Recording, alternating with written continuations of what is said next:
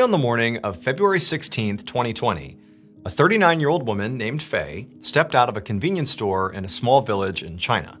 She was wearing a bright red distinctive coat, and in her hands were a whole bunch of snacks that she had just purchased. So Faye had lived in this village her whole life. She was a very simple person, and she had a really specific daily schedule that she basically always adhered to.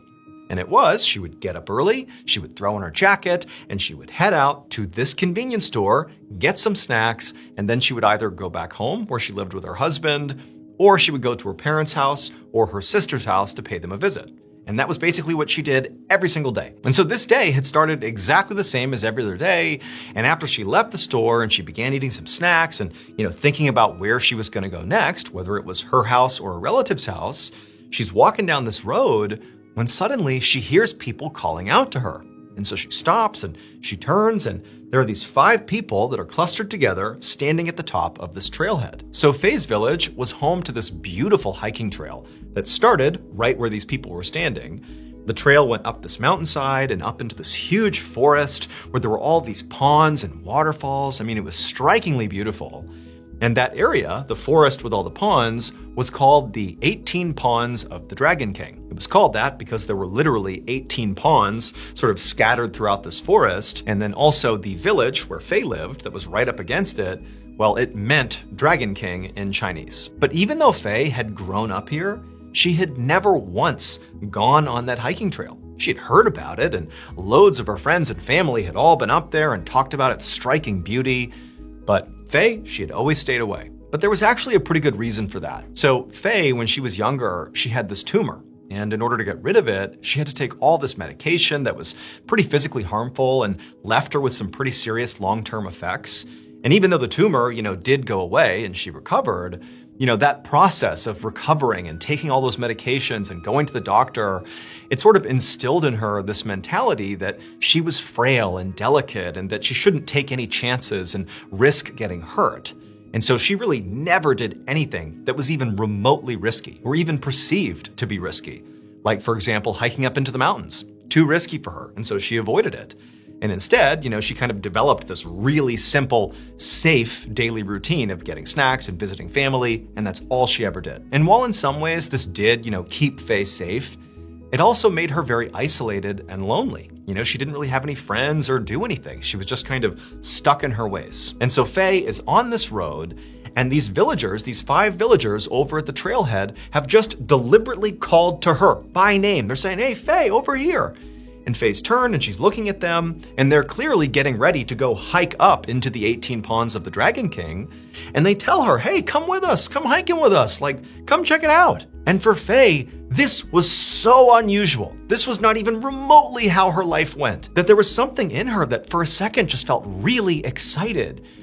She did sort of rely on her schedule and her discipline of doing the same thing every day. It kept her safe. But this sudden invitation from these people, these villagers, it just felt like, why not? Why not do something different for once? And she's also thinking, how dangerous can it be? I'm with other people. They seem really competent. Maybe this is a good idea. Maybe I'll just go with them. What the heck? See what happens. And so Faye found herself just sort of drifting over to these very friendly 5 people and saying, "You know what? What the heck? Yeah, I'll come with you. I've never been up there. I'm sure it's great. Let's go." And so sure enough, Faye and her newfound 5 friends from the village, they begin hiking up this trail. And over the next couple of hours, Faye is seeing a beautiful landscape that she was so close to her whole life that now she's seeing for the first time. And it's like revelatory. She can't believe that she's lived this close to this majesty for so long and she's never seen it. This was a life-changing experience for her. And so her mood is just so good. And these 5 people are so wonderful, and they're all chattering and talking about their lives. And, Faye's opening up about hers and her health scares and all these different things. And eventually they make their way into this forest, which is really dense, but they eventually reach one of these ponds, one of the 18 ponds, and it's got this huge clearing and all the sunlight's pouring in, and there's a waterfall leading into the pond. It's truly stunningly beautiful. And Faye's friends, they all take a seat right on the shore of the pond, and they break out some snacks. And Faye, she sits down, she's got those snacks she bought from the convenience store.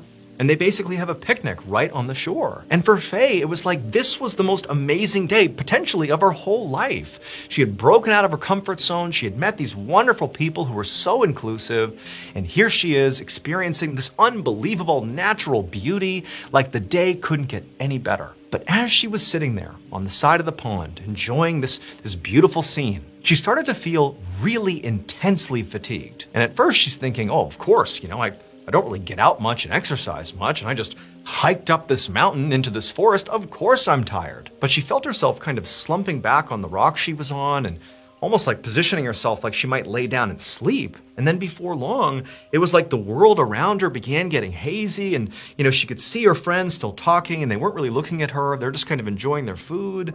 And then it was like Faye just could not keep her eyes open, and she put her head down, closed her eyes, and she fell asleep.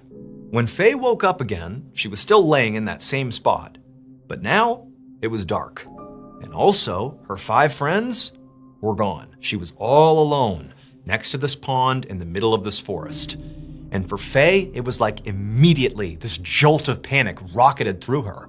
She starts looking around for these, friends of hers. They've got to be here somewhere. They wouldn't just abandon her. They were so nice. How could this possibly be? But she's looking around and all she can see is just darkness. I mean, there's some moonlight coming through the clearing over the pond, but when she looked into the tree line, it was just all dark and there's no one.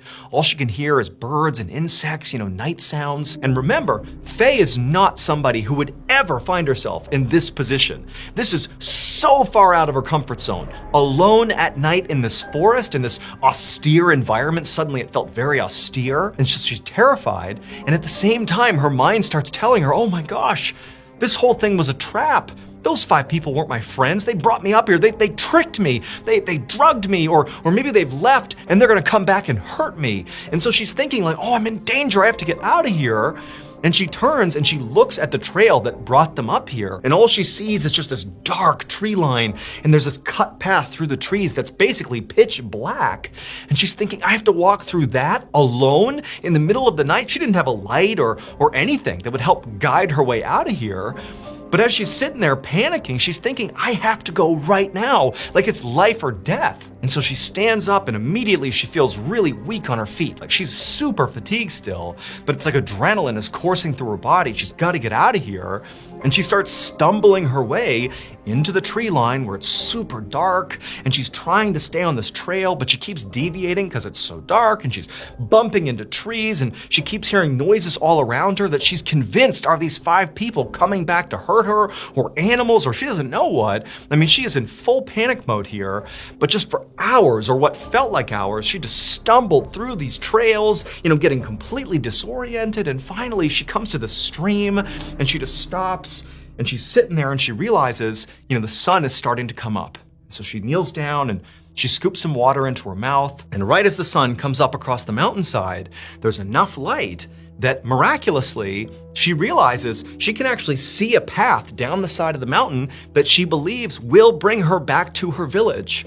Like she's gonna get out of here unscathed, presumably. And so she kind of catches her breath, she gets another sip from the stream, and then with the help of the sunlight, she navigated her way to this trail that she could see, and down the mountain she went. And as she was going down this mountain, she looked down towards her village, and she saw clearly there was a big group of people, presumably villagers, out looking for her, that were right down on the trail, sort of like the beginning of the trail. And Faye, she's waving and calling out to them, and a few of the people in the crowd, they're looking up at her, and maybe from the distance they couldn't really tell who she was or what she was doing, but there was some level of recognition, but she couldn't really tell what the reaction of the crowd was. But she had gotten their attention, and Faye's so excited, and down the hill she goes. Suddenly she feels totally rejuvenated because she's gonna be okay, and she gets closer to this big crowd of people, and she sees now it's friends, it's family, it's definitely her people. But the looks on their faces are not the looks that Faye is expecting. I mean, she did understand that, clearly I've been out here at least for several hours. They must have organized the search party. They've been worried about me, but here I am.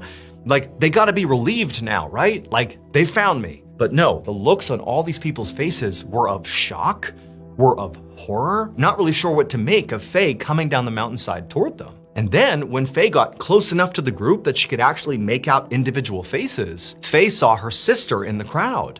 And she waved to her sister and said, "Hey, I'm okay. It's okay. Everything's fine. Like, come on, everything's fine." And Faye's sister kind of broke ranks very hesitantly. And then she finally jogs up to Faye and the two embrace, and it's this really emotional moment. And Faye's sister says to Faye, "Where have you been?" And Faye kind of steps back from her and says, "Well, yesterday or a few hours ago, I don't know, I kind of lost track of time, but I think it was yesterday. I saw these 5 people and, we kind of made our way into the mountains. I don't know, I shouldn't have done it, but I fell asleep and, here I am. I'm so sorry if I scared you, but I'm okay." But Faye's sister, it's like she was hearing what Faye was saying, but couldn't process it. And eventually her sister kind of stepped back and looked at Faye and just said, "That can't be true. You've been gone for 17 days. Faye didn't really have time to appreciate what she had just been told, nor did the group really have time to appreciate that Faye apparently has shown back up again. Because pretty much immediately, Faye was rushed to the hospital where doctors discovered she had lost 60 pounds. She was horribly malnourished and dehydrated. They didn't understand how she was still alive. And while Faye is being treated, she began to hear what had happened over the past 17 days she had been gone. They had security footage that showed when Faye went into the woods because she had on that bright red distinctive coat. They caught her walking into the forest. There she goes. So they knew she was up in the 7.5-mile stretch, which is this, 18 Ponds of the Dragon King. It's a distinctive 7.5-mile plot. They knew she had to be up there. And also because this was around the time of COVID, there were really strict checkpoints of all the other villages in the area. So anybody going in and out of these villages, they'd be documented. And they knew Faye had not gone into any of the surrounding villages. So she had to be in the 18 Ponds of the Dragon King, that 7.5-mile stretch. But despite launching a huge search party into that 7.5-mile stretch to go look for her, and also firing off fireworks left and right to try to get her attention, not only did nobody find any trace of Faye, but Faye would also say, "I never heard fireworks, I never heard or saw any searchers." From her perspective, it literally felt like she had just fallen asleep for a few hours and woken up, and here she was, not 17 days. But eventually, Faye would actually go into detail about the specifics of what she remembered about this ordeal. Namely, she would talk about those 5 people, her new friends, who sort of encouraged her to go up into the 18 Ponds of the Dragon King. And she remembered their names, what they looked like, she remembered discussions she had with them, and she painted them as wonderful people, but it's like she just woke up and they were gone. And so she thought, maybe they had tricked her and, maybe they drugged her and that's why she can't remember this stuff, or she didn't know what, but she couldn't reconcile the fact that they seemed like such nice people, but must have had something to do with what's happened here. But after Faye said that, her family, they kind of looked at each other like, "Faye, those can't be the 5 people you were with." And Faye's like, "Why?" And they're like, "'Cause the 5 people you named and described, they've been dead for a long time." Now, Faye was incredulous, but when they reviewed the security footage that showed Faye clearly in her bright red distinctive coat walking up the trail into the 18 Ponds, there was nobody else with her. Those 5 people, they're not on camera. So the 18 Ponds of the Dragon King is not just a beautiful hiking destination. It's also believed to be haunted. Locals claim that when they look up at the mountainside that the trail passes through and then up to that forest as well, they can sometimes see these eerie blue lights moving around in the trees that nobody can explain. There's a story that, people that have died, their spirits sort of haunt this area looking for living people to switch places with. In fact, when Faye began coming down the mountainside and she looked and saw that huge crowd of people that she believed was basically, her search party out to look for her, well, in reality, that wasn't the case. One of the locals had looked up and seen what he thought was another one of those lights, not a blue light, but a red light. It was Faye's red jacket. He had seen this red thing bouncing around off in the distance, and he thought it was, one of these strange lights, a ghost, let's say. And so he had told people in the village, and everybody was really excited, and they ran out to go see what it was, and it sort of was a ghost. It was Faye, who'd been gone for 17 days coming down the mountain, and nobody could believe it. They were so shocked. And so to this day, nobody knows what actually happened to Faye. All we know is we have her on camera disappearing into this trail, into this forest in the mountainside, and then turning back up 17 days later. keep in mind, before this, the longest anybody had survived out there after getting lost was 12 days, and it was this young man who was really fit who barely survived. Faye was in horrible shape, and she was out there for 17 days, but somehow she showed up alive. Faye still lives in the village today, and her story, at least from her perspective, has never changed. One morning in the spring of 1959, a middle-aged civil engineer named Wu Chiu biked through his rural town in Taiwan. He was on his way home from work, and normally he sort of enjoyed this bike ride home. He would take his time and look at the beautiful temple and all the marketplaces. But today, he was not looking at the scenery. He was in a huge rush because he had gotten word that his wife had become horribly sick. And so Wu is pedaling as fast as he possibly can, trying to get home to his wife to help her and take care of her. But as he got to his neighborhood, he started to realize that he was really gassed. Like literally pedaling to his house was just unbelievably exhausting. Now he was sort of sprinting, but at the same time, Wu was a pretty athletic guy, and so this type of a ride was something that he should have been able to handle. But it just sort of seemed like there was a weight attached to him, like he was pulling an extra 100 pounds or something. But regardless, Wu pushed through the pain, knowing he had to get to his wife at all costs, and he turned the corner onto his street, and as he was making his final approach to his house, he saw one of his neighbors. And even though Wu was completely in a rush, he was also very polite. And so even though he's sweating and hustling, he still took the time to turn and wave to his neighbor. And his neighbor, who clearly looked at Wu, made eye contact with him, saw it was Wu. Instead of waving back, they kind of scowled at Wu, like they were disgusted by him. They didn't wave back and they turned and just went the other way. And Wu's like, what was that about? What did I do? But again, Wu has to get home, so he sort of wrote that off and he's like, okay, keep on pedaling. He gets even closer to his house, and then it just so happens another neighbor comes outside, and again, Wu's politeness comes through, and he's like sweating profusely. He's like, hey, how are you? And this neighbor as well looks at Wu with this look of total disdain on their face, like there's something wrong with Wu. And Wu's like, what did I do? What's going on here? And so that neighbor does not wave back. They go back inside their house. But again, Wu really can't focus on this weirdness with his neighbors. He needs to get home to his wife. And so again, with his heavy legs, he finally gets to his house, parks his bike, and runs inside to see his wife. Wu would find his wife in their bedroom, in bed, and she was looking very pale and sick. Her name was Lin Wang Yao. She was 37 years old, and generally speaking, she was a pretty frail person who was sort of prone to minor illnesses all the time. And so, Wu was sort of accustomed to her not doing so well. But as soon as he saw his wife, he could tell that whatever was going on with her was serious. This was not one of her typical bouts of, minor illnesses. Something was wrong here. And so Wu immediately began to tend to his wife. He made her some soup and some tea, but, Lin barely could sip either of them. And Lin also, she had this fever that just kept getting worse and worse. And, Wu was hoping she would break the fever at some point. But, all night as Wu was up tending to her, her fever just kept getting worse. And so Wu, he really didn't know what to do. And this is 1959. They're in a rural village in Taiwan. And so it was difficult to get to a hospital. And so Wu really wanted to find a way to treat his wife at home, and he was just praying that, over the next 24 hours or so, she would show signs of getting better. But over the next couple of days, Lin did not get better. Her fever never broke. She basically stopped eating and drinking, and it was like she was drifting in and out of consciousness. And then finally, after 3 days of this, Wu knew, if I don't get my wife to a hospital, no matter how hard it is to do that, she might not make it. The primary hurdle for Wu to get Lin to the hospital was actually just transportation. He didn't have a car, but he did know that one of his neighbors on his street had a donkey cart, and so he could maybe load his wife into that, and they could get her to the hospital in the cart. And so Wu, he went outside and he found the neighbor who happened to be outside, actually with their donkey cart, and he flagged them down, and he asked them if they'd be willing to transport Lin to the hospital in their cart. But just like a few days earlier, when Wu had been biking on his street and his neighbors had been totally weird to him and sort of looked at him with these obvious looks of disgust, this neighbor, who knew Wu really well, looked at Wu and basically gave him one of those looks, like, you gross person, and he turned around like he wasn't even gonna talk to Wu.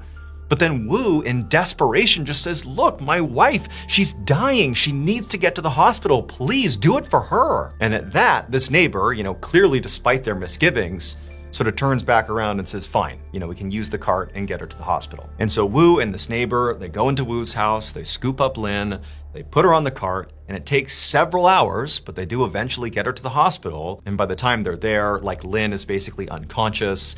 They rush her inside, and the doctors and nurses, they try to do everything they can to stabilize Lynn. But as soon as she was admitted, it was like her condition only got worse and worse.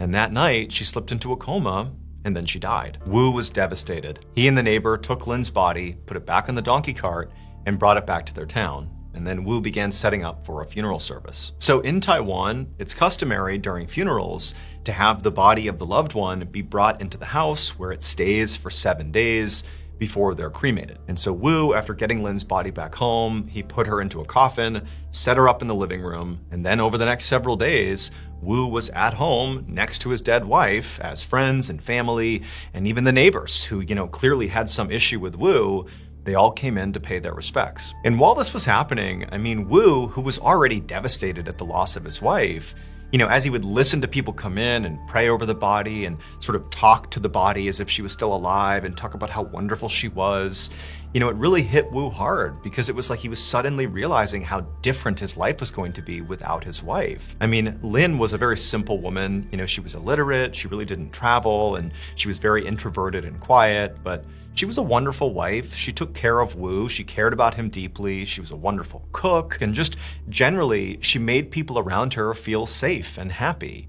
And so, Wu, it's like he just found himself over and over having these fits of just crying. Like, he can't believe that Lynn is now gone. But on the third day after Lynn had passed away, so now we're about halfway through this funeral service, which takes about a week, Wu was in his living room dealing with this overwhelming sadness about losing his wife, and there's this procession of people coming in and out of the house. And as Wu was sitting there, there was sort of a cadence and a rhythm to how the days were going. But at some point, it was like everybody in the room just suddenly went completely silent, and then people began to gasp. And Wu, he was sort of head down dealing with his sadness, and he sort of noticed the change in the room, and he heard people gasping, and he looked up and he noticed a few of the mourners. They weren't just gasping, they were open-mouthed and horrified, and they were looking at the casket. And so Wu went from the mourners and he looks over at the casket, and there in this open casket is Lynn, except now she's sitting upright, looking around the room, clearly alive. Now, at first, Wu's reaction was, oh my goodness, my wife must have just slipped into a really deep coma, so deep that the doctors could not distinguish it from death. And so this is a mistake. Like, she was never dead. She's just, waken up from her coma. But at the same time, as Wu's having this immediate reaction to seeing his wife sitting up in her coffin, he's thinking, but over these 3 days that I've not left her side, I've been with her body the whole time. She's not moved, she's not made a sound, she's certainly not had anything to eat or drink. Like, this just doesn't seem possible. And so Wu and the other mourners, after the shock of seeing this sort of wore off, everybody kind of jumped into action, and they rushed over to the casket, and they very gently lifted Lynn out of the casket, and they carried her over to her bed, and they laid her down, and Lynn immediately kind of gestured for water. She was too weak to speak. She had lost a bunch of weight, but she's gesturing for water, and so give her some water, and she sips the water, and everyone's looking at Wu like, we have to get her to the hospital. Like, what else can we possibly do? But Wu, he's looking at his wife, and she's so frail. She really seems like now she is on the precipice of dying here. And he's thinking, she can't survive another donkey cart ride to the hospital.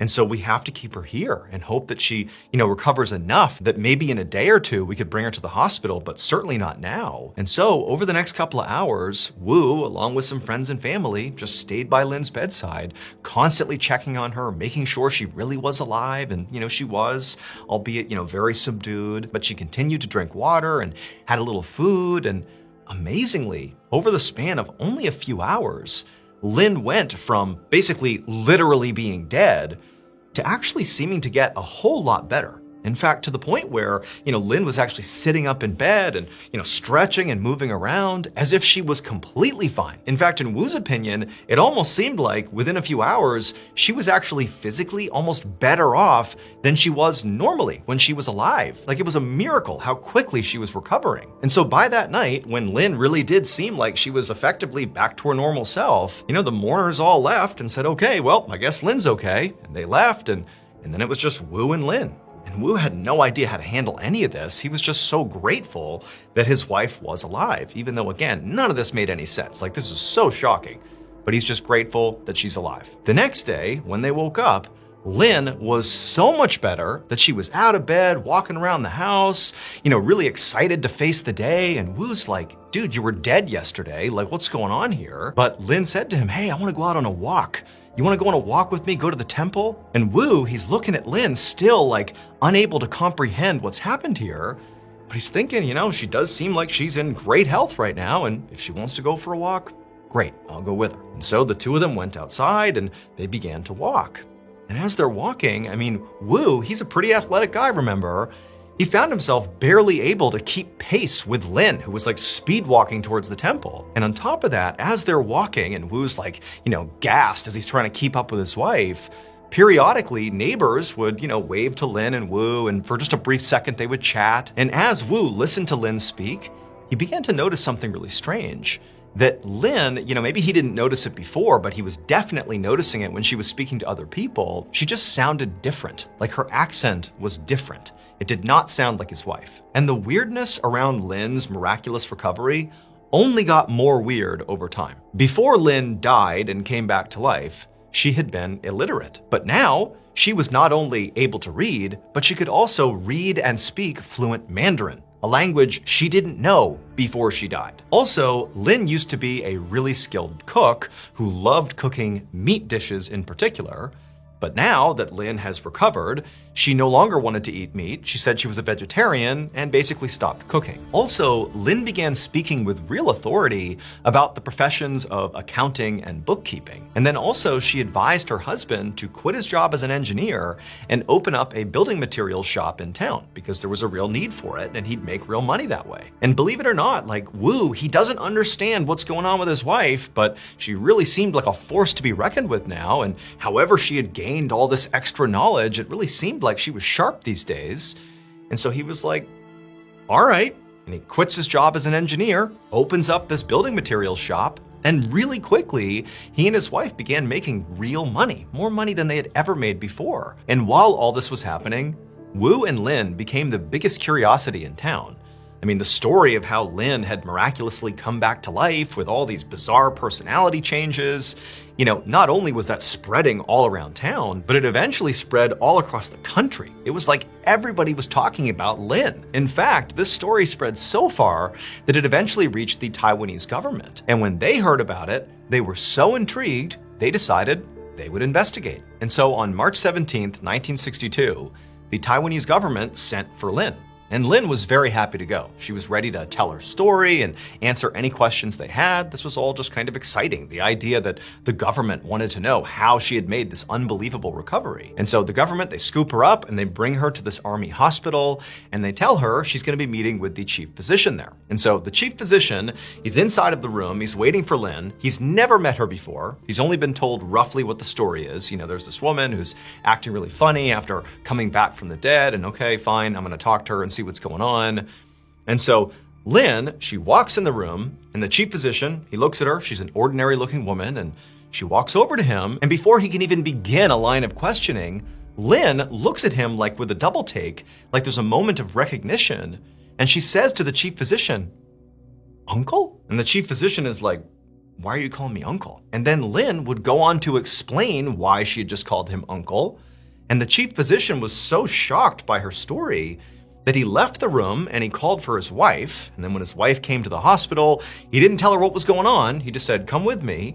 She walks into the room with the chief physician, he and his wife, and Lin, who's never met this woman, and the woman has never met Lin, they see each other for the first time, and Lin looks at her and just goes, "Auntie." And it was at this point that Lin revealed to the chief physician and his wife that Lin really was not her name. That's what people called her, but that wasn't who she was. Her real name was Zhu Shuhua, and the chief physician and his wife literally couldn't believe it because they had not given any information about their personal lives to Lin. They've only listened to her story, and she's just offered up what she claims her name is. She's called them uncle and auntie, and wouldn't you know it, the chief physician and his wife, they did have a niece whose name was Zhu Shuhua, and a year earlier, She, their niece, had gone missing. She had gone missing during the Chinese Civil War, and she had been presumed dead, but nobody had ever found her body. According to Lin, Zhu did die during that war. She was robbed and murdered by a group of fishermen. And then after she was killed, her spirit was sort of stuck in this purgatory for some time. But then, a year after Zhu's death, when Lin died, Lin said that Zhu's spirit entered Lin's body, and thus, she came back to life, Zhu did, but in a different body. And so Lin basically was telling the chief physician and his wife that she was Zhu. She had been reincarnated in Lin's body. And as crazy as this story sounded, the chief physician and his wife couldn't help but notice that as Lin was speaking, her accent was exactly like Zhu's. In fact, just generally speaking, Lin was acting exactly like their niece. She really did seem like the reincarnated version of Zhu. And then when they dug deeper and spoke more to Lin and also her husband Wu, the physician and his wife learned that, Lin, when she woke up and was reincarnated, suddenly she was a vegetarian, just like Zhu. Suddenly, Lin was interested in accounting and bookkeeping. Well, that was something that Zhu was interested in. And also, the biggest one was that Lin had been illiterate, but then she wakes up and suddenly she reads and speaks Mandarin fluently, the language that Zhu read and spoke. And so the chief physician, he couldn't help but start to believe that maybe Lin was telling the truth here. Maybe this really was his niece's reincarnated spirit. And so, as sort of strange as it was, he told the Taiwanese government that, there's something weird happening here, and, I can't help but believe that maybe there's some truth to this story. But if we really want to pressure test it, Lin claims that she knows who killed my niece. Like, she knows who killed her, because now she's Zhu. She said it was this particular group of fishermen. And actually, Lin had given the names of these fishermen that apparently robbed and killed Zhu. And so the chief physician told the government, why don't we investigate my niece's disappearance as a murder and go talk to those fishermen and see if that holds up. And so that's what the government did. They tracked these fishermen down, but unfortunately, only one of them was still alive. But they interviewed this guy, and Lin would actually say that particular fisherman, he was not one of the aggressors. He was actually the only fisherman in the group who tried to save Zhu, even though obviously she did get killed, but that fisherman had tried to stop what was happening to her. And when the government talked to him, he would say that, yes, unfortunately, she was killed, and I did try to stop it, but I just couldn't. Keep in mind, this fisherman had not been given any information. This is entirely like a brand new investigation. He has no idea what they know. But he basically exactly mirrored what Lin said happened. And so based on this, they actually closed Zhu Shua's case. It was labeled a disappearance. They changed it to a murder, and they labeled her killers as the fishermen who were deceased at the time. But they were labeled as her killers, and they closed the case based entirely on, a reincarnated spirit's testimony. And there's one more thing. Back in the beginning of the story, when Wu is hustling home, biking as fast as he can to get to his sick wife, and he has those weird encounters with his neighbors, well, it would turn out when those neighbors were interviewed, they would say that the reason they gave those looks to Wu, those looks of disgust and disdain, is because, one, they knew Wu was married to Lin, and they were also aware that she was sick in bed. But here comes Wu pedaling up the road, and he's got this woman sitting on the back of his bike that is clearly not his wife. And so everyone's reaction to that is, Wu is having an affair on his poor wife who's sick in bed. What a horrible person. Now, Wu swore there was no woman on his bike, but he would recall that the bike did feel really heavy, like he was pulling extra weight at the end there. Later, Lin would say that actually Zhu's spirit had come down and hopped on the back of Wu's bike, and it was her basically riding along, hitching a ride up to their house. She was the woman that the neighbors were seeing. But Wu, he was so focused on getting home, even though he felt that heavy weight, he never turned around, and so he didn't see her. And then once Lin passed away, Zhu's spirit, who was now at the home, sort of waiting for this to happen, she switched places with her. For the rest of her life, Lin would live as Zhu, and she would become a community and spiritual leader. And she would pass away in 2018 at the age of 97, and at her funeral, there would be banners hung that actually said both names, Lin and Zhu. And so if reincarnation is real, this story might just be one of the most credible cases ever recorded. One afternoon in mid-July 2014, 59-year-old Jack Parks and his fiancée, Carol LaPaya, walked through their neighborhood of Kennedy Township, Pennsylvania. Jack sported a black fedora, wireframe glasses, and a lopsided grin beneath a graying mustache. Carol hung on his arm, smiling at how her engagement ring sparkled in the sunlight. As they walked, they passed by several neighbors who were outside doing yard work or talking. Jack and Carol waved to each person as they passed, and everyone waved back. Their neighborhood was a close-knit, working-class community 10 miles outside of Pittsburgh, and everybody seemed to know each other. In fact, Jack even had family on this street. One of his nephews, Bradley Johnson, lived nearby. As Jack and Carol passed by Bradley's house, Jack slowed down, trying to see if Bradley was home. His nephew had mentioned wanting to talk to him in person about something serious and urgent, but Jack could see that the house was empty, so that conversation would have to wait. Which was fine, because today, Jack and Carol were on a mission. Inside of Carol's purse was a large stack of wedding invitations, and they were on their way to drop these invitations in the mail, which was huge for them, because their wedding had been an unusually long time coming. So Jack and Carol had met at a bar 25 years ago. They'd fallen for each other quickly, but Jack had dragged his feet on proposing. And then, when he had felt ready, Carol was swamped at work. Then Jack was busy. The timing was just always bad, and the longer they put marriage off, the less important it seemed. And anyways, they were in love and totally committed to each other. They didn't need a marriage license to prove that. But last February, Jack's mother had passed away. Her death had made him realize that he wasn't getting any younger, and he really wanted to marry the woman he'd loved for decades. So, a few months ago, he'd finally proposed. And ever since, their days had been consumed with wedding preparations. They had the venue, the dress, and the rings, and now it was finally time to send out the invitations. The couple came to the end of the block and stopped in front of the mailbox. Carol took the envelopes from her purse and then joked that this was their last chance to cross anyone off their invite list. Jack just laughed and said they were not cutting anyone. So Carol pushed the envelopes through the mailbox slot until only one invitation remained. Carol hesitated for a second, looking at the name on that last envelope. It was her nephew, a 22-year-old named Michael LaPaya. She and Jack had been angry at Michael this whole past year. Their broken relationship with him was a sore spot for both of them. So Jack and Carol did not have children of their own, but they'd always doted on their nieces and nephews. When the kids were younger, Jack and Carol would have them over for slumber parties where they'd stay up late watching movies and eating popcorn, and as the kids got older, they'd all stayed close, except for Michael. A few years back, Michael had started drifting away from Jack and Carol and the rest of the family, and getting into lots of trouble. He joined the army, but gotten dishonorably discharged for marijuana possession, and ever since, he'd suffered from PTSD and began experimenting with harder drugs. But that was actually not what caused the rift. Jack and Carol had supported Michael, even through his struggles, until one day the previous September. During a Labor Day party that Jack and Carol had hosted, guests had seen Michael go into the couple's bedroom. And when the party was over, Carol had discovered that her expensive jewelry was missing. Jack and Carol had confronted Michael, who denied taking anything, but they hadn't believed him.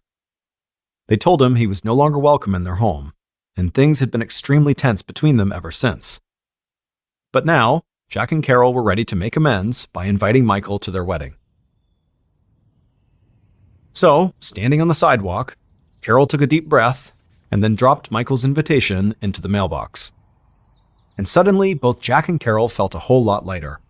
The invitations were out, and good things were ahead. Jack and Carol turned away from the mailbox and began heading back home. As they reached their driveway, Jack waved to a few men standing directly across the street, outside of a small factory called Silver Star Meats. The workers were outside in their aprons smoking, and they waved back. Jack was about to go over and talk to them when he noticed Carol's irritated expression, and so he thought better of it. Jack liked the guys from the factory, but he knew they made Carol uncomfortable. She hated that they took their smoke breaks so close to their house, and she thought their blood-stained aprons were kind of unsettling. So Jack just turned away, and then he and Carol walked up their porch steps and into their house.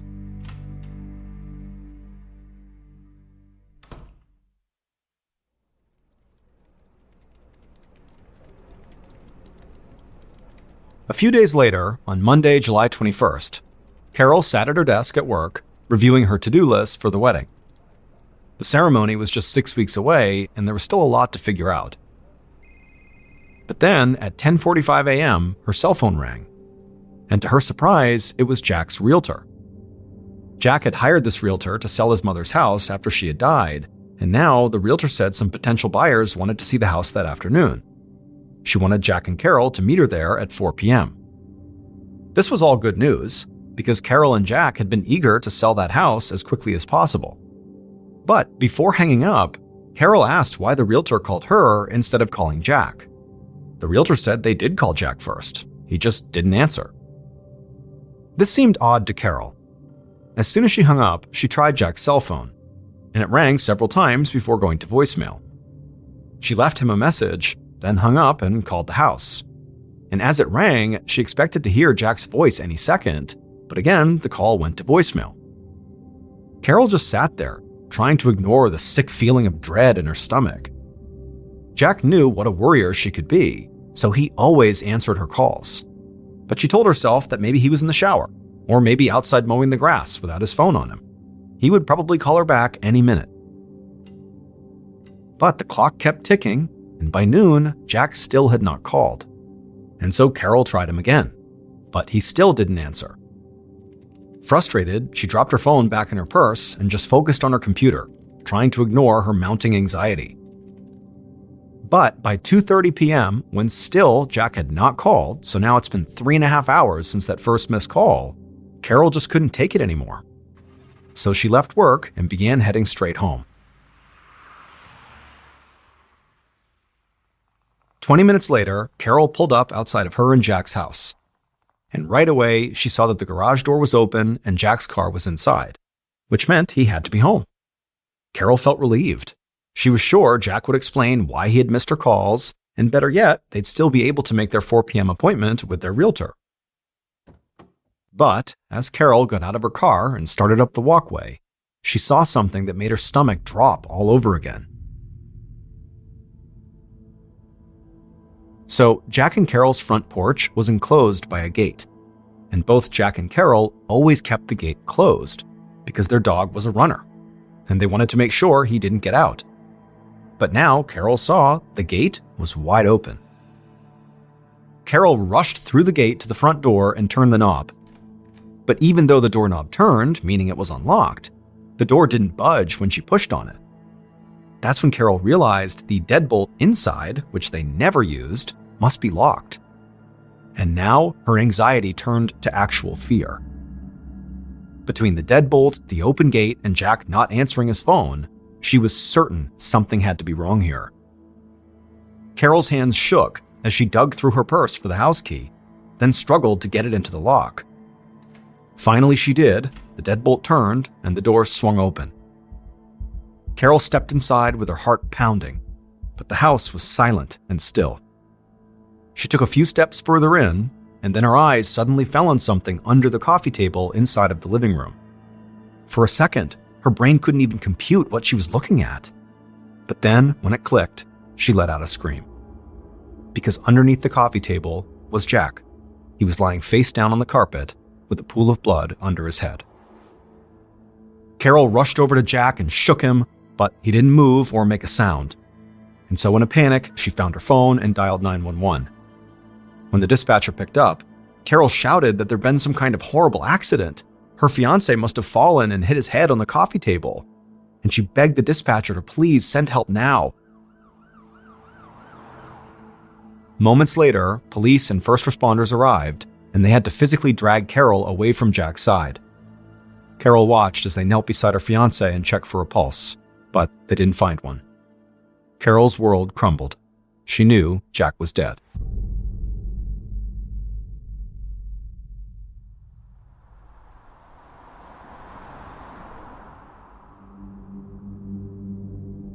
A short while later, Detective Lori McKeel of the Allegheny County Homicide Unit arrived on the scene. A perimeter was already established, and the house was crawling with police. But before McKeel went in, she looked around outside. Neighbors were watching the activity from their front lawns, and McKeel noticed a specific group of people huddled together on the sidewalk, consoling a sobbing woman whose hands were covered in blood. McKeel guessed this must be the victim's partner, and the people around her were her family. But before speaking to her, the detective quickly made her way across the yard and went inside of the house. Inside, officers and forensic techs searched the front room for evidence. McKeel had already been briefed on this case, so she knew the victim's name was Jack Parks, and his fiancée had found him dead after an apparent fall. McKeel went into the living room, where Jack's body lay face up, partially underneath the coffee table. There was a lot of blood, and at first glance, a fall didn't seem out of the question. However, when she crouched down to get a better look, she found a small hole behind Jack's right ear, toward the back of his skull. It was a gunshot wound, which meant this was no accidental fall. This was a murder. McKeel stood up and told the other investigators nearby to keep their eyes peeled for bullet casings or a gun. Then she continued scanning the house. The house was lived in, but relatively neat, with boxes of what looked like wedding favors stacked in the hall. But when McKeel stepped inside of the master bedroom, she saw this room had been totally ransacked. Dressers were overturned and drawers were pulled out. Several jewelry boxes lay empty and discarded on the carpet. Either this was a robbery, or someone had staged the scene to make it look like one. As McKeel made her way back to the living room, she saw several photos of what looked like a seemingly loving couple about to get married. But McKeel's training told her not to take anything at face value. Every relationship had its problems, and a deadline like a wedding could bring tension to the surface. So before McKeel did anything else, she wanted to speak to Jack's fiancé. If there were any skeletons in the couple's closet, she needed to know about them. Later that afternoon, Detective McKeel sat with Carol in an interview room at the police station. McKeel knew that so far, nobody had told Carol much of anything, including the fact that Jack's death was a murder, not an accidental fall. And from McKeel's point of view, this was a good thing. The romantic partner was always the primary suspect in a murder. And so McKeel wanted to study how Carol behaved in their interview before she told Carol anything about the investigation. So McKeel started slowly, asking basic questions about Carol's relationship with Jack. But as Carol calmed down and opened up, McKeel began to probe deeper. She asked if either Carol or Jack was getting cold feet about their wedding, and why did it take them so long to get engaged? Were there suspicions of infidelity? What about money problems? McKeel watched Carol for any hint of defensiveness or anger. But while Carol did deny having any problems with Jack, she didn't seem mad at being asked about it. She just seemed confused.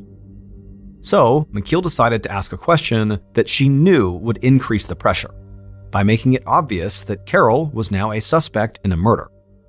The detective looked into Carol's eyes and asked her if she owned a gun. And at this, Carol froze. After a second, she asked why she was being questioned about a gun when her fiancé had fallen. McKeel stayed quiet and watched as Carol's expression changed from confusion to understanding. Carol just looked at McKeel and said, "Are you saying Jack was shot?" And then, Carol just began sobbing. Even though McKeel could not officially rule Carol out as a suspect yet, she did think Carol's reaction to this was very genuine. So McKeel handed Carol a box of tissues and asked in a gentle voice if Jack had any enemies. Through tears, Carol said no. In fact, if anything, Jack was sometimes too friendly. Recently, Carol said she'd come home to find Jack hanging out in the living room with one of the workers from the factory across the street. Carol said she'd been mad at him for letting a stranger inside of their home. And then after that, Carol just broke into more sobs. McKeel narrowed her eyes as she thought back to Jack and Carol's ransacked bedroom. Crime scene techs were still processing the scene, but it had looked like theft was at least part of the motive. So if Jack really had no enemies and his murder was not personal, then this being a robbery by a stranger, like a factory worker, was a definite possibility. McKeel knew that if Jack and Carol's home really had been robbed during this murder, then whoever did the robbery would likely try to unload the stolen goods quickly. And the easiest way to do that was to sell them to a local pawn shop. So, the day after Jack's murder, McKeel got a list of the items missing from Jack and Carol's home, which included several expensive watches, rings, and other pieces of jewelry, and contacted every pawn shop in the immediate area. But none of them claimed to have any of the missing jewelry yet, so McKeel left descriptions of the items along with her number. McKeel also contacted the City of Pittsburgh Pawn Division, which kept an extensive database of pawned items, and gave them descriptions of the stolen jewelry as well. It was sort of like she was fishing, and so McKeel knew she had to be patient. So, while she waited to hear back, she began looking into the workers from the Silver Star Meats Factory.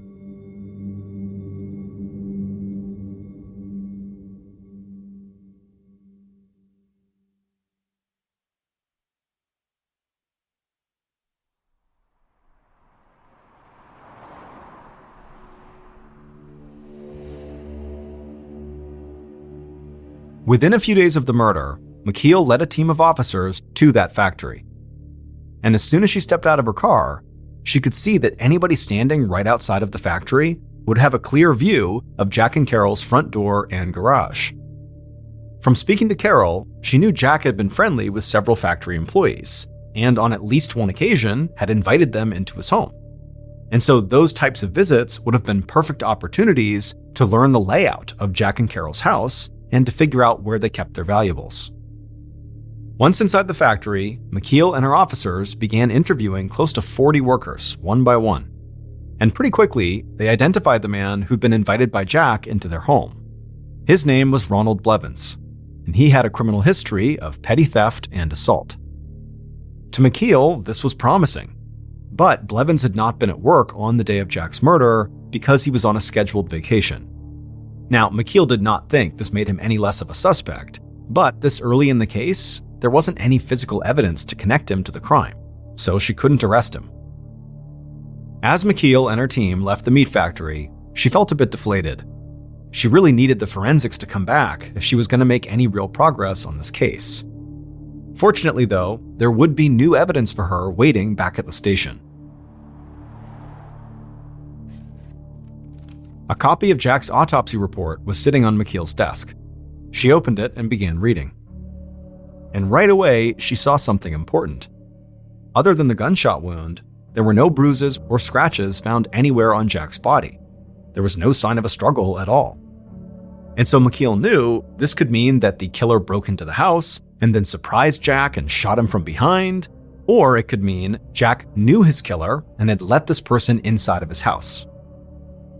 McKeel kept on reading the report, and as she got towards the end of it, her eyes went wide. The coroner had made a major discovery. A bullet had been extracted from Jack's skull, and they determined it came from a .380 caliber handgun. This was extremely helpful. McKeel still did not have the actual murder weapon, but now she knew what kind of gun she was looking for. And so she wanted to find out if somebody close to Jack, someone let's say he would have welcomed into his home, owned a gun like that.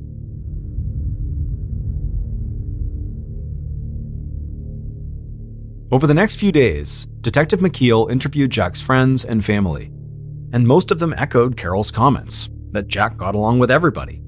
And no one McKeel met with claimed to own a .380 caliber handgun. And so McKeel felt like she was quickly running into yet another dead end. That was until a few people mentioned a fight Jack had had with Carol's nephew at a Labor Day party.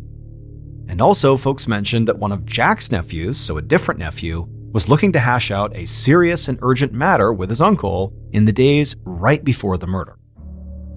The people who mentioned those two nephews said that the nephews had been really close with Jack for most of their lives. But McKeel knew those relationships could have turned bad as soon as jewelry or money got involved. So she went to interview both men immediately.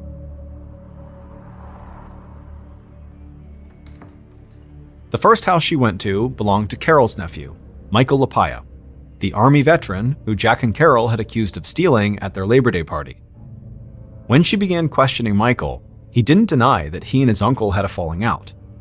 But he also insisted Jack was wrong about him stealing. More importantly, though, Michael denied having anything to do with Jack's death. He said he'd been busy on the day of the murder, at a doctor's appointment to treat his PTSD, and then he had also gone shopping with his girlfriend. And he showed McKeel receipts to prove it. And also, Michael did admit that he had lots of guns, and he knew how to use them after his time in the military. However, the one gun he didn't own was a .380 caliber handgun. After the interview, McKeel contacted the Veterans Affairs Medical Center and confirmed that Michael attended his appointment on the day of the murder. She was also able to verify that charges had been made on his credit card in a different city around the time of Jack's death. All in all, Michael's alibi seemed solid.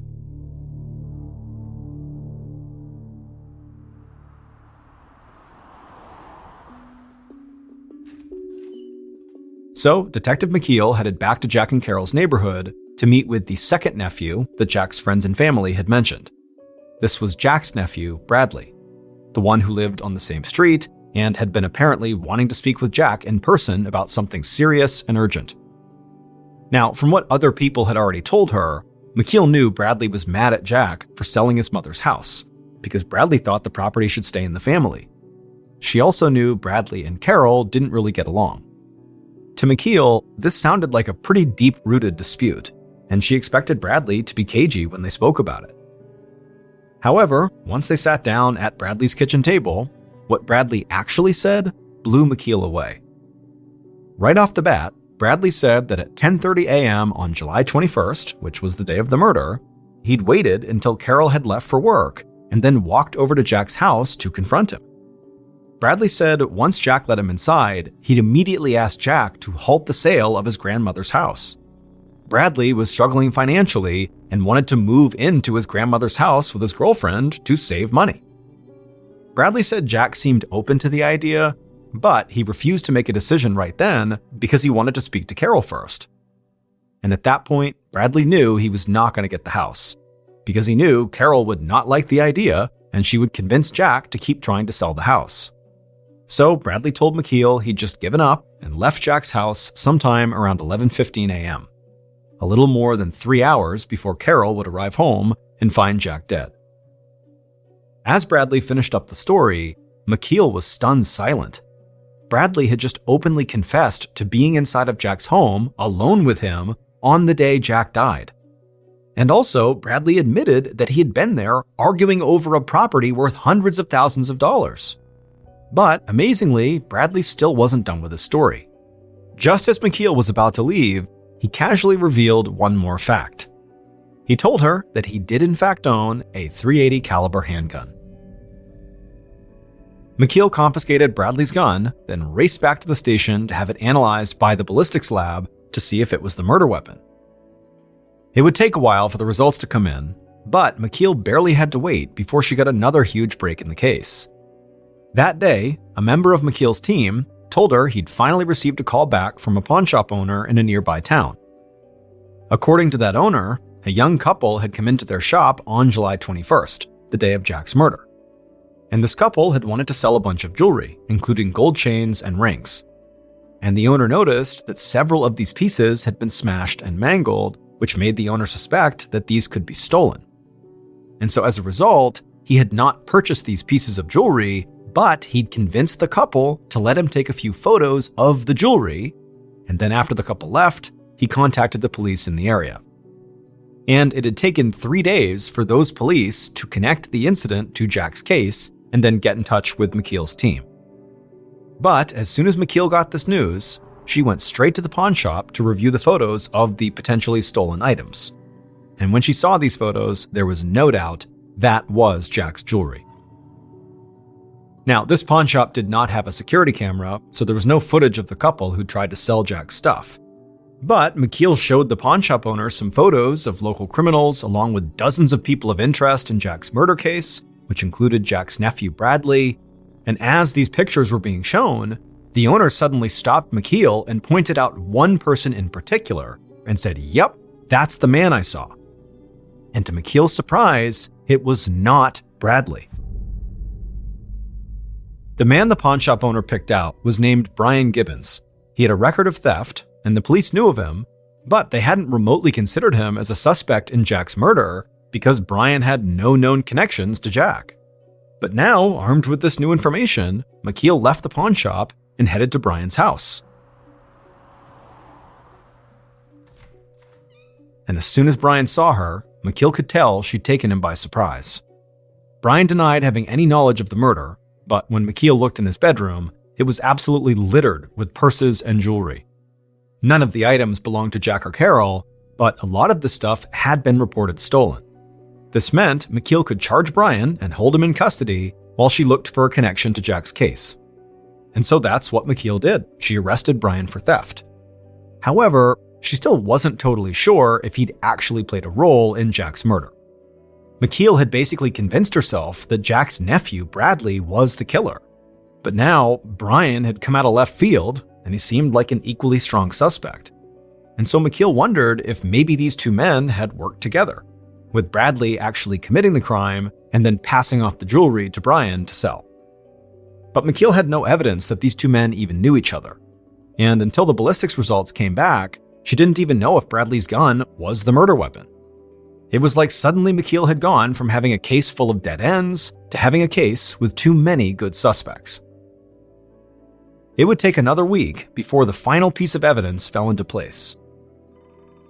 On August 4th, 2 weeks after Jack's death, McKeel got a call about a second pawn shop, where a young man had stopped in the day after the murder trying to sell a bunch of damaged jewelry. Unlike at the first pawn shop, the employee at this one had not realized the jewelry was stolen, so he had bought it. Police had already examined the jewelry and confirmed it belonged to Jack. But the most important thing about this pawn shop was that it did have a security camera. And when McKeel watched that footage, she knew who killed Jack.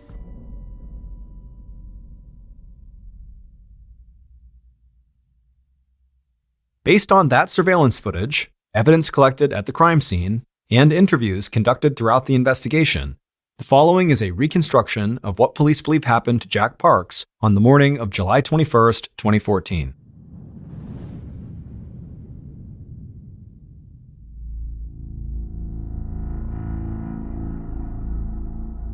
That morning, the killer woke up in agony.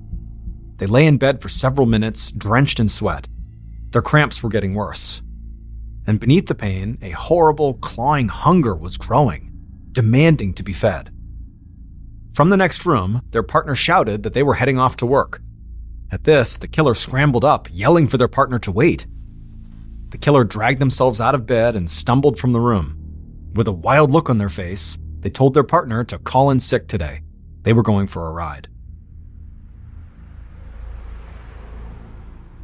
A short while later, at about noon, the couple pulled up to the curb 1 block from the Silver Star Meats factory. The killer eyed the house directly across from the factory.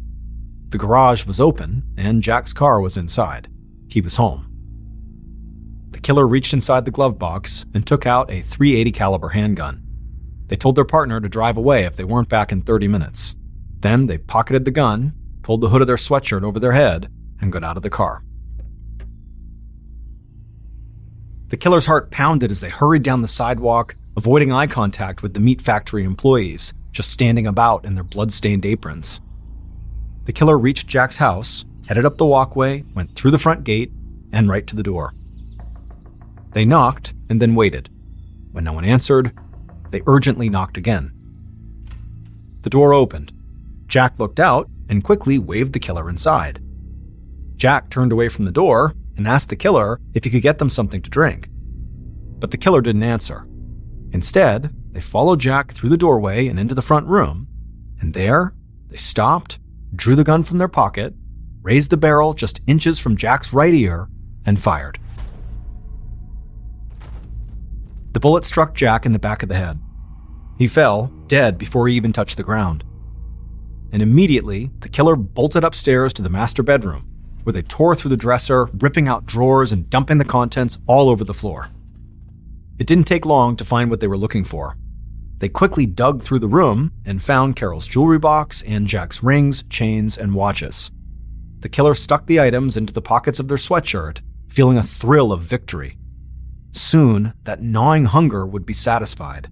The pain would end. Then, the phone in the house began to ring, and the killer just froze. The killer listened as the call went to voicemail.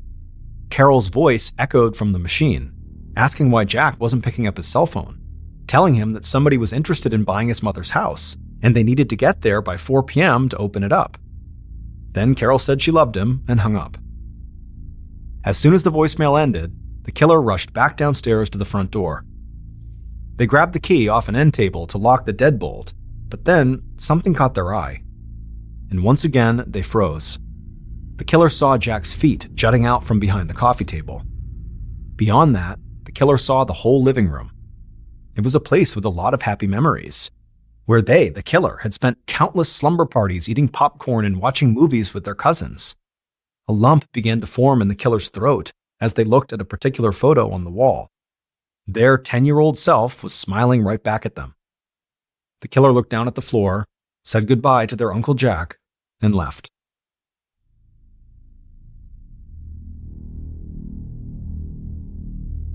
Jack's nephew, Bradley Johnson, had been high on Detective McKeel's suspect list.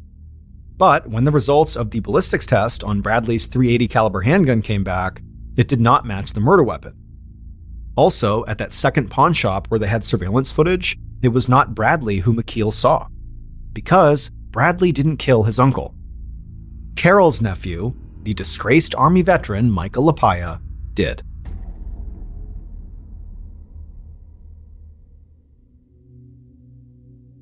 It would turn out Michael had been really struggling since his dishonorable discharge from the Army, even worse than some of his family knew.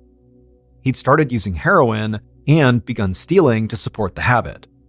And as his addiction worsened, Michael became increasingly desperate for cash.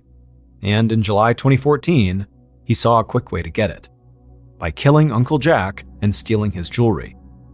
Jewelry Michael pawned the next day for just a little over $1,000. Once Detective McKeel saw Michael on that pawn shop surveillance footage, she was sure she'd found Jack's killer. And soon after that, she dug into Michael's phone records and discovered that his phone had pinged off a cell phone tower near Jack's house around the time of the murder, not long before Michael had gone shopping with his girlfriend and to his medical appointment just to give himself an alibi. Eventually, Michael would confess to what he'd done. Michael was convicted of first-degree murder and received a life sentence without the possibility of parole. His girlfriend and alleged getaway driver was never charged.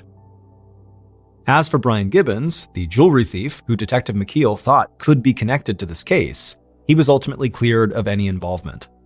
The pawnshop owner who identified him had simply made a mistake. One sunny afternoon in the fall of 2005, 14-year-old Nina Bellerman returned home from her dance team practice and let herself into her house.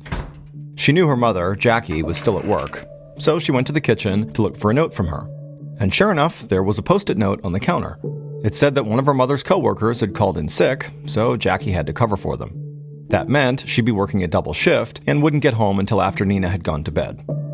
But to make up for it, her mother had prepared one of Nina's favorite dinners that was in the fridge for her to warm up later. Nina was used to this routine and didn't really mind.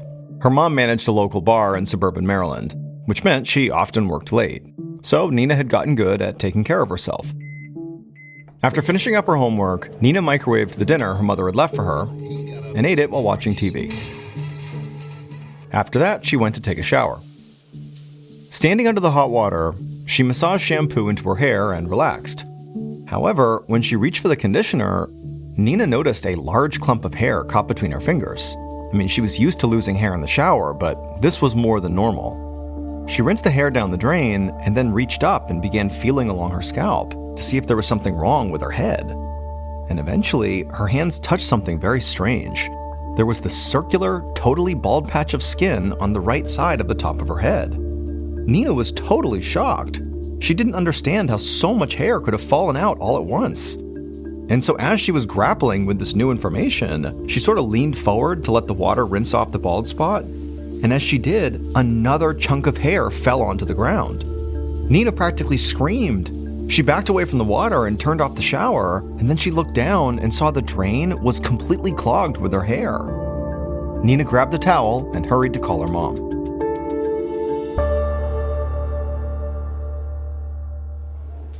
Around noon the next day, Jackie sat beside Nina in the lobby of the pediatrician's office, flipping through a magazine. Nina wore a scarf wrapped around her head to cover up her hair. When Nina had called her the night before, Jackie had assumed her daughter was just being dramatic. But when she finally got home from work that night, Nina was still awake and still in a panic. Jackie couldn't remember the last time she'd seen her daughter this upset. And then when Jackie examined her daughter's scalp, she instantly understood why. The bald spots were disturbing. The areas weren't just patches of thin hair, the areas were completely barren. It was like entire areas of Nina's scalp had just abruptly died. Jackie had never seen anything like it before, so she had told her daughter that the next day they would go see the doctor. When the nurse finally called Nina's name, Jackie and her daughter walked back to an examination room. A few minutes later, the pediatrician arrived, and Nina told him all about losing her hair in the shower. The doctor examined Nina's head, tracing his fingers along the exposed skin of her scalp. And then after he was done, he simply patted Nina on the shoulder and told her not to worry. He said that her hair loss was actually most likely due just to stress. He suggested that Nina might be worrying too much about school or grades or her social life, but if she took it easy and relaxed, her hair would grow back soon and she'd go back to normal. Now, Jackie hadn't noticed Nina seeming particularly stressed lately, but at the same time, she was very relieved to hear a doctor promise that there was nothing medically wrong with her daughter. One winter morning, 3 months later, Nina stood in front of her bathroom mirror styling her hair. She heard her mom calling up from the kitchen to hurry up because they were running late for school, but Nina wasn't ready yet. Despite what the doctor had said, Nina's hair did not grow back. In fact, it continued to fall out. Now she had 7 bald spots across her head. They made her feel so insecure, and so most days she wore hats and scarves to cover her scalp up.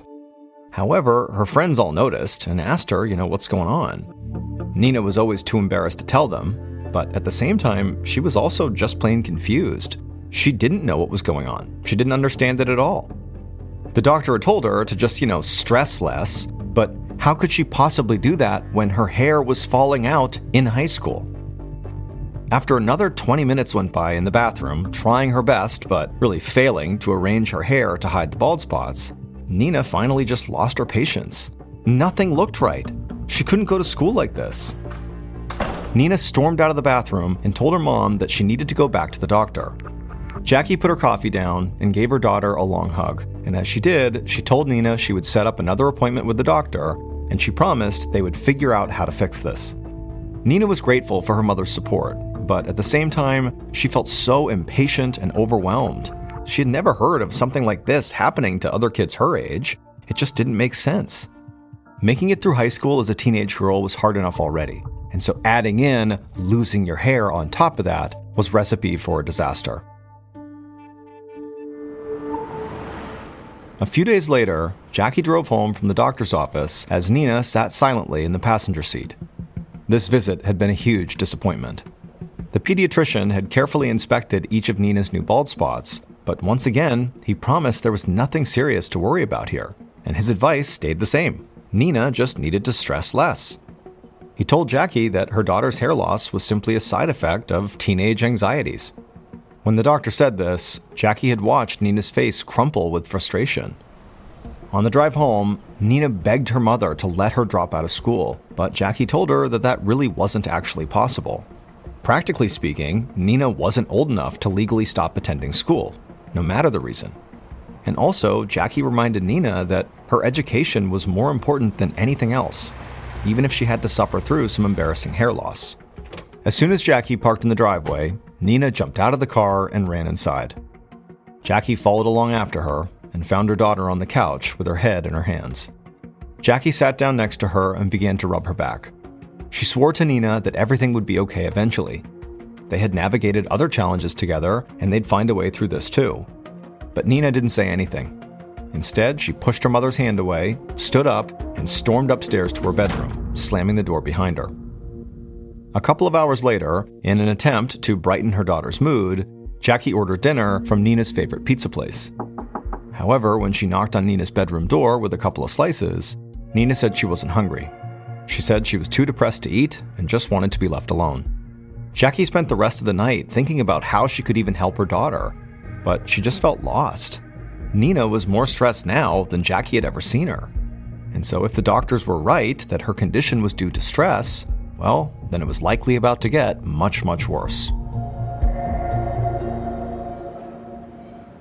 A couple of months later, in January of 2006, Nina was in the school gym, stretching before dance practice. She had spent the winter holiday basically avoiding all her friends, because still, her bald spots had not grown back. She felt helpless and lonely and angry. But now school had started again, so she had no choice but to socialize.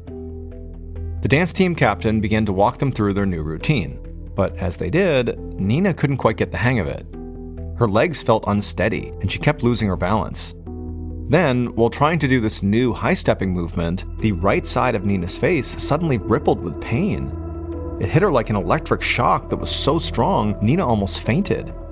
She walked away from the team as quickly as she could and just said she had to use the bathroom. But in reality, she went and just got her cell phone to call her mom. Her mother was at work, but when she heard her daughter, she said she would get someone to cover for her and she would come pick up Nina right away. An hour later, Nina winced with every step as her mom led her down the hallway of an urgent care clinic. When the doctor entered their exam room, Nina described her symptoms, how she'd started losing hair a few months ago, and now the right side of her face stabbed with pain when she stepped too forcefully. The doctor listened, nodding every once in a while, and then conducted a thorough exam. After 15 minutes, the doctor told Nina that her pain was most likely being triggered by a migraine headache. The bad news was that migraine headaches are notoriously intense, but the good news was that they're also pretty rare and don't last that long, and so he suggested she take some aspirin or ibuprofen to try to reduce the pain. When she got back home, Nina did take a few aspirin.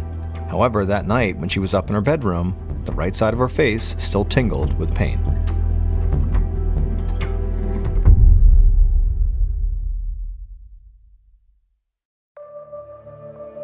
A couple of weeks later, Nina was tilted back in a dentist chair with her mouth wide open. The dental technician instructed her to bite down on 2 small flat sensors, and then once she had, they aimed an X-ray machine at each side of her jaw, one after the other. When the dental tech left the room after processing the X-rays, Nina's mom came close and squeezed Nina's hand, and Nina squeezed back. Over the past 2 weeks, the surges of pain in her face had steadily sharpened, and then the previous night during dinner, Nina was struck with a bolt of such intense pain through her face that she could barely open her mouth. It felt like her jaw was wired shut. When Nina described this pain to her mother wondered if maybe Nina's migraines could have triggered some sort of nerve endings in her mouth. And so her mother immediately called the dentist's office emergency line and scheduled an appointment for the next morning. A few minutes later, the dentist walked in and examined Nina's X-rays on a computer monitor. He pointed to Nina's back teeth and said they were compacted and actually crushing one another. The dentist said her teeth were most likely causing all of Nina's symptoms, not migraines. And so even though Nina did not have an explanation for why she was losing her hair, she was grateful to finally have an explanation for her pain. But unfortunately, the dentist said that Nina's teeth could not be fixed until her next growth spurt, which was the optimal time to fix problems like this. At that time, an orthodontist would be able to remove some teeth and size her for braces, which would better align the spacing between her teeth and reduce her pain. The dentist told Nina that, for now, the best thing she could do was just tough it out and be patient. When they left the dentist's office, Nina felt defeated. It was like every time she saw a doctor, they would all tell her the same thing, that somehow if she just waited, magically things would get better. And at the same time, her mom kept promising over and over again that they would find a way through this. But they weren't finding anything, and nothing was getting better. Nina didn't know how much longer she could keep waiting. She felt like she was running out of reasons to even be hopeful. Later that year, around late July of 2006, Nina decided to go through her clothes for the upcoming school year, which was starting in a few weeks. Her last semester of the previous year had been physically and emotionally draining. Her bald spots still hadn't grown back, and her facial pain was constant. And Nina now had alarming new symptoms. She noticed that whatever was happening to her jaw had clearly begun to affect her face, too. Her mouth looked crooked, and the whole right side of her face seemed like it was kind of sunken down. Her mother swore that she was just being hypercritical of her appearance, like most teenagers were, and she promised Nina that to her, she looked as beautiful as ever. But looking in the mirror, she felt anything but beautiful. Over the last few months, her life had been so stressful that Nina really hadn't been eating and she had lost some weight. And so she knew that was likely going to affect how her clothes fit her. But as she tried on one outfit after another, everything looked enormous on her. And so eventually, Nina went into her bathroom to step on the scale to see just how much weight she had lost. But when she read the number on the scale, she actually at first thought it was an error. She got off the scale and checked the scale's batteries, then got back on again, but the number was the same. Nina had lost more than 30 pounds in the last few months. Nina stepped off the scale and moved over to the full-length mirror to study her reflection, and it was like suddenly she could see how she actually looked. To her, right now, she looked completely gaunt and unhealthy. Her bones poked out of her skin. But that was not the only problem. As she leaned closer to the glass, Nina could clearly see her face had changed even more, and not for the better. The right side of her face looked almost shrunken, like the skin and bones were literally sinking into themselves. Nina was horrified. She thought about going and telling her mother, but her mom looked at her every day without saying a word. And the last time Nina had complained about her appearance, her mom told Nina that she was just overreacting. Now, her mom wasn't being rude about it, but Nina felt like she was being kind of dismissive, and so she didn't want to go through that again. Nina tried to stay calm, but she couldn't stop herself from spiraling into a very dark mood. Her sophomore year started in a matter of weeks, and half her face looked like it was dying. Her hair she could at least try to hide, but not her face. Nina wanted to crawl under her covers and just disappear. A month later, in August, on a rare night off, Jackie was resting on the couch with dinner cooking in the oven when the doorbell rang. She got up and opened the door and welcomed in one of her oldest and dearest friends, Kendra, who was also Nina's godmother. Jackie gave her a big hug and then poured her a glass of wine. Kendra had not been over to visit for a long time, and so there was lots to catch up about. Kendra had begun telling Jackie about her new job when suddenly Kendra froze mid-sentence, and the smile drained from her face. Jackie looked and saw that Nina had just come down the stairs. It was the first time Kendra had seen her in over a year. Nina came in and gave Kendra a big hug too, and Kendra asked Nina how her classes were going and caught up for a minute or two. Then Nina took a plate of dinner back up to her bedroom to eat while she finished her homework. Once Nina's door had shut upstairs, Kendra grabbed Jackie's arm and whispered in a very worried voice that her goddaughter looked emaciated. She barely recognized her, and so she demanded to know what was going on here. For a minute, Jackie assumed Kendra must be exaggerating, but Kendra kept pushing. She insisted that something had to be seriously wrong with Nina. To her, the girl's face was visibly disintegrating. Jackie didn't even know what to say, so she just stood there in silence. And so Kendra said, "Look, go get some old family photos. Let's look at some pictures of Nina from before and compare them to now." Jackie nodded and walked over and grabbed a few boxes of pictures in the hallway closet.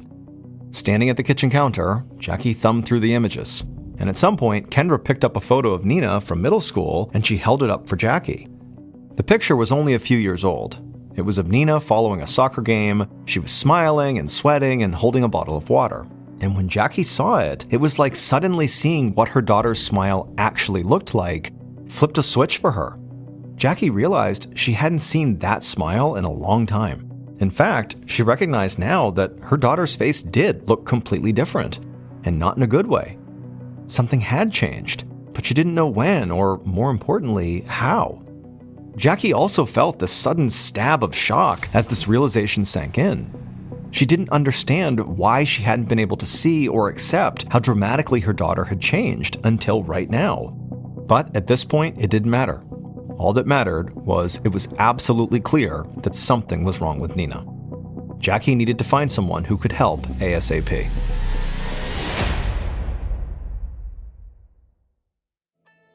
About a month later, in September of 2006, Nina stepped off the school bus in front of her house and promptly went around the side to the backyard and sat alone under a tree. So far, her sophomore year had been even worse than she feared it would be. The kids at school stared and pointed at her. Everywhere she went, she felt like she was getting funny looks. Even her friends began avoiding her because they didn't know what to say to her. Nina heard a rumor going around that she'd been in this bad car accident, and that's why her face looked so messed up. Feeling self-conscious was bad enough, but Nina was also in more pain than ever. Her jaw throbbed with nearly every step she took, and now she also did have a very bad headache basically all the time. However, Nina was still waiting on the go-ahead from her dentist. Nina was so physically uncomfortable all the time that she could barely focus on what her teachers were saying in class. She knew her sophomore year was supposed to be a tough year, but not like this. Nina was miserable. However, one silver lining was that her mother was now completely and totally on her side. Ever since that night Kendra visited, Jackie had taken Nina to every doctor she could find. They'd already visited 5 different specialists so far. Unfortunately, so far, those appointments had accomplished nothing. None of these specialists knew what was going on with her. They didn't even have a theory. They admitted that her face was developing in a pretty irregular way, but they didn't know why or when the sunkenness and drooping would stop. After the most recent doctor's visit, Nina had had a meltdown. She felt broken. It was like she'd been cursed, and there was nothing anybody could do to reverse it. Nina sat in silence under the tree for a few more minutes until she heard the sound of her mother's car pull into the driveway, and then a moment later, she heard the sound of the back door swing open. Her mother walked out to the tree and sat down beside her, at which point Nina simply put her head on her mom's shoulder and began to cry. A couple of minutes later, after Nina had stopped crying, she sat up and told her mother that she had made an important decision, and she really wanted her support, not an argument. She said that she needed to drop out of school. She just simply couldn't take it anymore. The mockery and the constant humiliation at school was so overwhelming, and the nonstop pain in her body just made her life constantly miserable. Also, her social life basically didn't exist anymore. And in terms of being able to do the schoolwork, well, she couldn't even think straight or pay attention in class. She said at least if she was at home, she could suffer privately and with some dignity. She knew this was a big ask because education was a huge deal to her mother. But Nina promised that she would register to take the GED, which is the equivalent of getting a high school diploma, the moment she was qualified. For a minute, Jackie didn't say anything. She just sat there in silence, holding her daughter's hands. Then she finally looked up at Nina and simply nodded. She said she understood and that she was proud of Nina for being so brave. She saw how much she was hurting. Nina immediately felt relieved, but also felt a fresh throb of pain in her jaw. Her life and her body were falling apart, but at least it wouldn't be happening in front of her entire high school anymore. 3 weeks later, Nina sat with her mother in the examination room of an oral surgeon named Dr. Greg Gibson. Nina had low expectations, but her mom convinced her that Dr. Gibson might at least have a suggestion on how to reduce Nina's jaw pain. Nina had gone back to see her regular dentist, but he would discover that her problem was even worse than the dentist had imagined. Nina's teeth were pushing into each other and her jaw so sharply, he said that Nina actually needed oral surgery right now. There wasn't time to wait for the perfect moment. So he'd referred Nina to come see Dr. Gibson, who could make a more accurate diagnosis. A few minutes later, Dr. Gibson entered and introduced himself. Then he took a seat beside Nina and her mom and swiveled a computer monitor so they could both see the screen. Then Dr. Gibson clicked open a folder of dental x-rays that his assistant had taken a half hour ago. Dr. Gibson scrolled through the images until he got to one that showed the right side of Nina's mouth. He moved his cursor along the top and bottom rows of teeth, which visibly looked like they were buckling into one another. Dr. Gibson told Nina that, unfortunately, she would need oral surgery, major oral surgery. The teeth on the right side of her mouth had been significantly damaged by the way they were pushing against one another. Nina was disappointed, but not overly surprised. She knew her teeth were compacted already, and they were getting worse. She'd also felt the inside of her mouth changing over the past year, but hadn't known what to do about it. As Dr. Gibson clicked through the rest of the images, it was odd that the x-rays clearly showed the left side of Nina's mouth seemed totally different. The teeth there seemed to be growing fairly straight and normal. Then, Dr. Gibson clicked open a composite image of Nina's whole head, and her head looked visibly lopsided, sort of shriveled on the right and normal on the left. Nina watched Dr. Gibson for a reaction, but he didn't look surprised. Instead, he had this look come over him like he suddenly understood something, and he turned to Nina and her mother and he said, "I think I just figured out what your diagnosis is." Dr. Gibson correctly diagnosed Nina with a condition called Perry-Romberg syndrome. Its signature symptom is the gradual degeneration of half of a person's face. The disease is quite rare. Perhaps just a few thousand people in the entire United States have this condition. But the true frequency of this disease is not known, because doctors so often misdiagnose it. The clue that sort of put it all together for Dr. Gibson was Nina's dental x-rays. The fact that the majority of the damage to her teeth and jaw occurred on the right half of Nina's face was a clear red flag.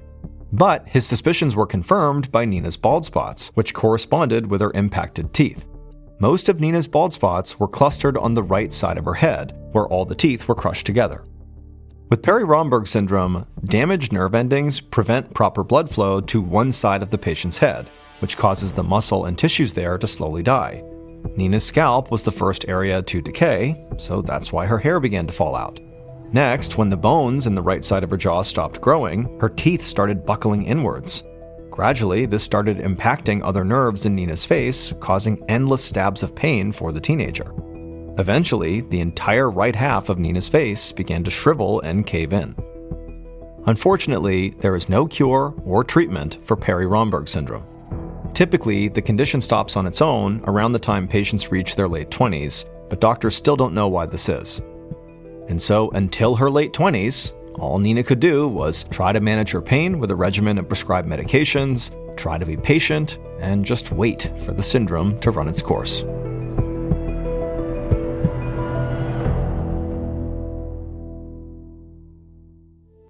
In 1970, 14-year-old Keith Sapsford was living in Sydney, Australia with his parents, and he was desperate to travel the world. His parents wanted him to be able to travel, they just lacked the resources to be able to afford that kind of thing. However, they were able to pull a little bit of cash, and the three of them did go on a nice European vacation that his parents were hoping would kind of calm down his desires to want to travel all the time. They thought this would be, a taste before he got older and he could go travel as much as he wanted. But when he came back from that vacation, it really had the opposite effect. It was like Keith had experienced the life that he so desperately wanted, and now he's home and it's like that life has been taken from him. Following that vacation, Keith began trying to run away from home. Not because he didn't want to be around his parents, but just because he saw it as his only way to, see the world. But every time he would run away, his parents would quickly find him and bring him back home. Their concern for their son would only grow though, because he would find ways to sneak away and be gone for longer and longer stretches of time,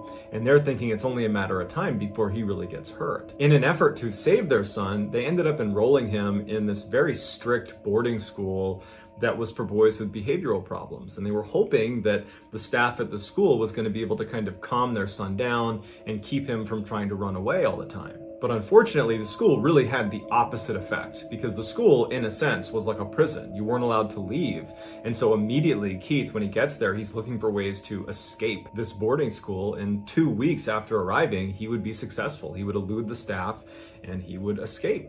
3 days after he had escaped this boarding school, he found his way to the Sydney airport. Now, this is the 1970s, and it was far easier to get into an airport than it would be today, where there's lots of security. There wasn't much of that at the time that Keith was at the airport. And so Keith walked across the tarmac to a plane that was bound for Tokyo, and he climbed inside the wheel well. He tucked himself in there and he waited for takeoff. A photographer named John Gilpin happened to be at the Sydney airport on the same day that Keith is now snuck into that wheel well, and he had a new lens for his camera that he was testing out. And at one point, he was just taking pictures of the tarmac, and he began taking pictures of a plane that was taking off. And it was the same plane that Keith had snuck into. And he takes pictures of it as it takes off, it goes up to altitude, and it flies away. And he just took a series of pictures of it, puts his camera away, doesn't think twice about it. A week later, John was looking through his photos, and he stopped when he saw this picture. John had inadvertently captured the final moments of Keith as he fell nearly 200 feet to his death. As soon as the pilot took off, the wheels were retracted,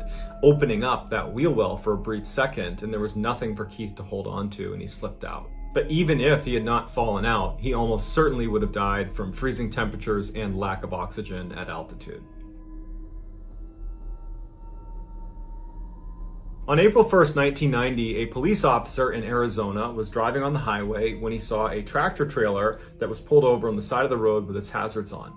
And so he pulls over, he gets out, walks out to the driver's side door, and he looks up at the driver and says, "Hey, do you need any help?" And the driver is still sitting in the driver's seat, hands on the wheel. He's barely acknowledging the police officer. And he kind of looks down and shrugs and just says, "No, I'm okay." The police officer doesn't know what it was, but there was something off about this guy. He wasn't doing anything wrong, but there was something off about him. He couldn't tell what it was. So he asked him again, "Are you sure that nothing is wrong?" And the driver, again, very sketchy, just says, "No, nothing's wrong." And so the police officer, acting on a gut instinct, says, "Hey, can you step out? Do you mind if I talk to you outside of your vehicle?" And so very reluctantly, the driver kind of slithers his way out of the vehicle, making sure that he doesn't fully open the door to kind of let the officer see what's going on inside his cab. He gets out and shuts the door, and the two start talking. Over the course of their conversation, where basically the officer is trying to figure out what you're doing here. Why are you parked on the side of the road with your hazards on? Why aren't you telling me what's going on? Why are you acting so strange?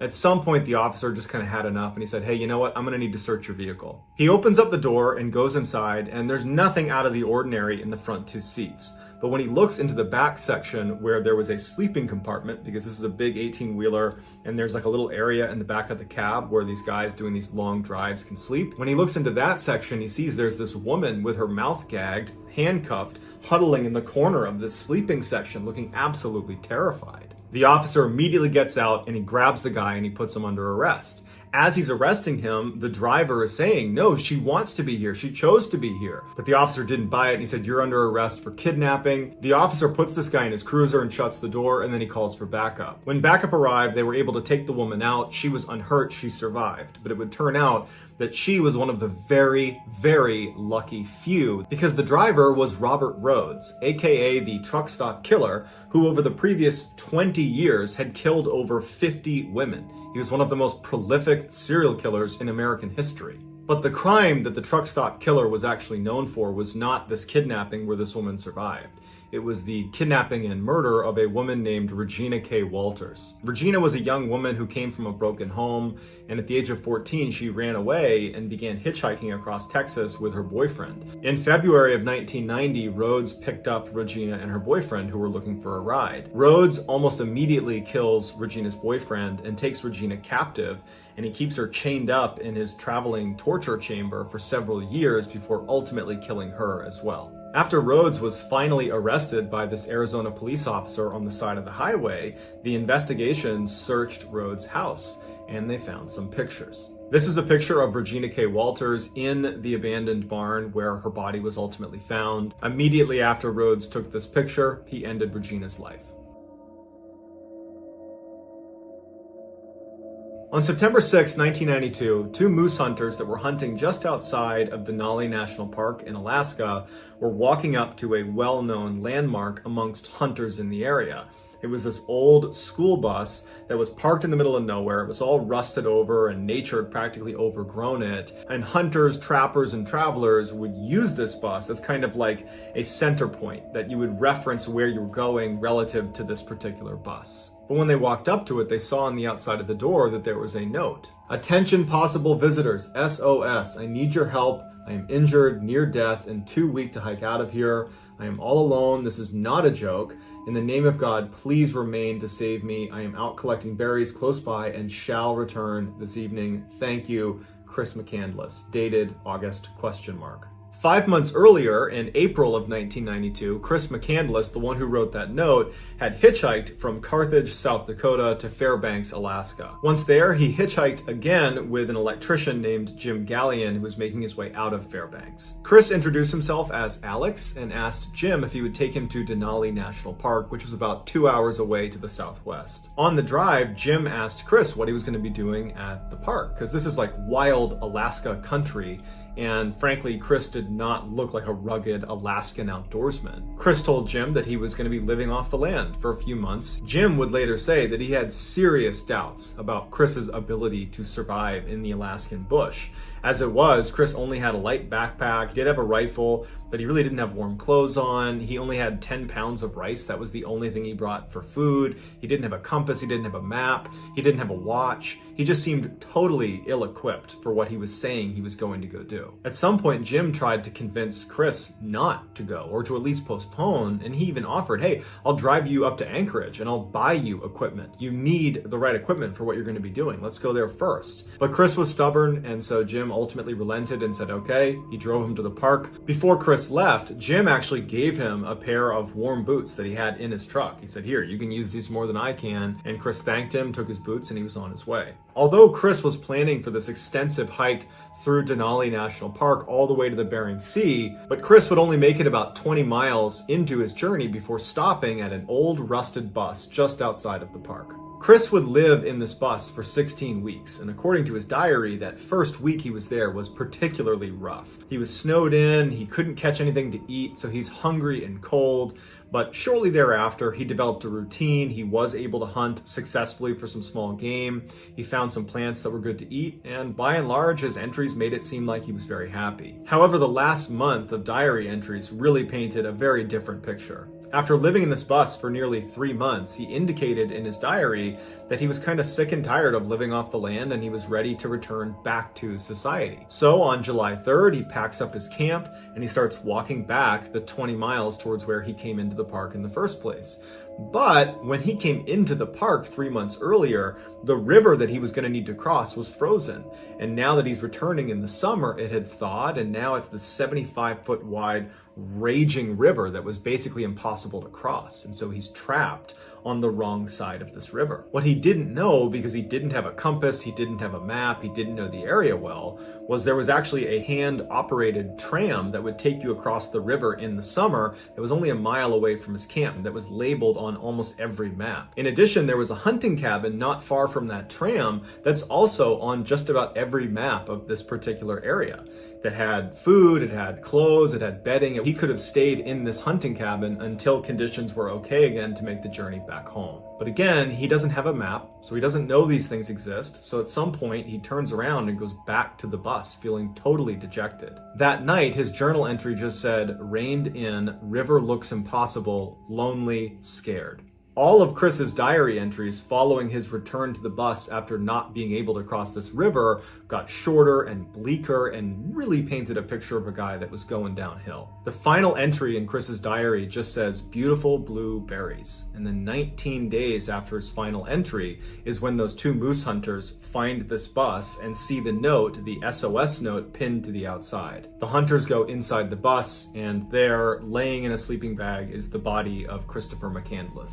Although it's not entirely clear how Christopher actually died, the two most common theories are either starvation or perhaps he ingested a poisonous plant seed. The hunters alerted authorities who came out and they launched an investigation, and during this investigation they found Chris's camera. Chris was an avid photographer. He had taken loads of pictures over the course of his stay out in the wild. This is the final picture that he took on his camera. It's evident from Chris's SOS note on his door that he did want to escape. He wanted to leave the wild. But what's also clear is that at the end, he realized he wasn't going to. The note he's holding in his hand says, "I have had a happy life, and thank the Lord, goodbye, and may God bless all." And so he took one last dignified picture of himself before curling up in his sleeping bag and passing away. Let me know what you thought of these stories in the comments section, and I will pin the best comment at the top. If you enjoyed today's story and you haven't done this already, please tell the like button to go camping on their own on Mount Shasta. Also, please subscribe to this channel and turn on all notifications so you don't miss any of my weekly uploads. If you want to get in touch with me, you can direct message me on Instagram or on Twitter. My username for both platforms is the same. It's JohnBallen416. I also have a ton of content over on TikTok where my username is MrBallen. If you have a story suggestion, please submit it to our subreddit. It's just called MrBallen. It's linked in the description below. If I use your suggestion on purpose, I will credit you. So whether I see you on Instagram, Twitter, TikTok, Reddit, YouTube, some combination, just know that I really appreciate your support. And until next time, guys, that's going to do it. See ya. On the evening of April 15th, 2023, a mother and father named Hansa and Himu Makwana stood on the front doorstep of a little shack in a little village in western India called Vinchia.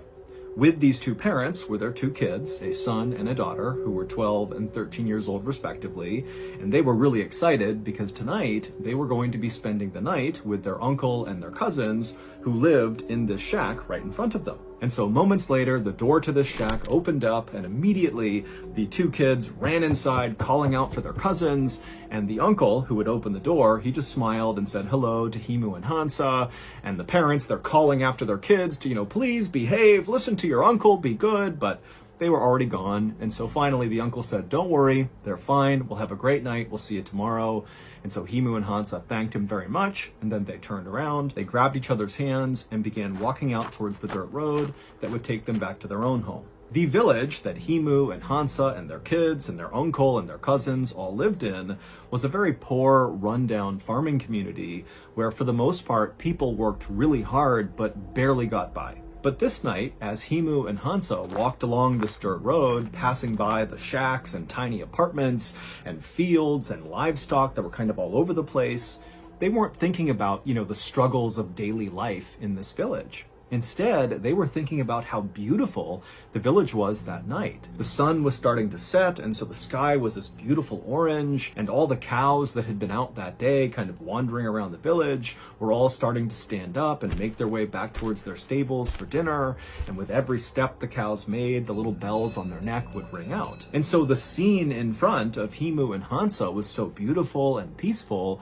that for a moment they just stopped on the road and kind of took in the sights and sounds. And then at some point, a group of cows who were making their way to their stable came up onto the road right where Himu and Hansa were, and very quickly the couple stepped back to make sure no mud or dirt got kicked up on their clothes. Now, Himu and Hansa were farmers by trade, and so on most days they would wear clothes that were covered in mud and dirt. But this night was different. Himu and Hansa were wearing their finest outfits, and they were not about to get them dirty. Hansa had on her beautiful red dress, and Himu was wearing a starched white button-up shirt. After the cows had crossed the road and suddenly the path was clear again for Himu and Hansa to walk on, Himu paused before taking a step, and he turned and just looked at Hansa. And Hansa, who lately had been feeling quite down, appeared to be very happy and radiant. And so Himu just smiled at Hansa, and at some point Hansa looked up and smiled at him, and then before long they were holding hands again, strolling down the road. A little while later, the couple turned onto their street, and just up ahead on the left side, just off the road, they could see their home, which was a small concrete and brick structure. But when the couple actually reached their property, instead of going in the front door, they walked around their property into the back side where all their crops were. They were growing peanuts and cotton. And Himu and Hansa just walked straight back away from their house through these fields all the way to the very back of their property, which was marked by this huge stone wall that was as tall as Hansa was. And when they reached this wall, they also reached their tent.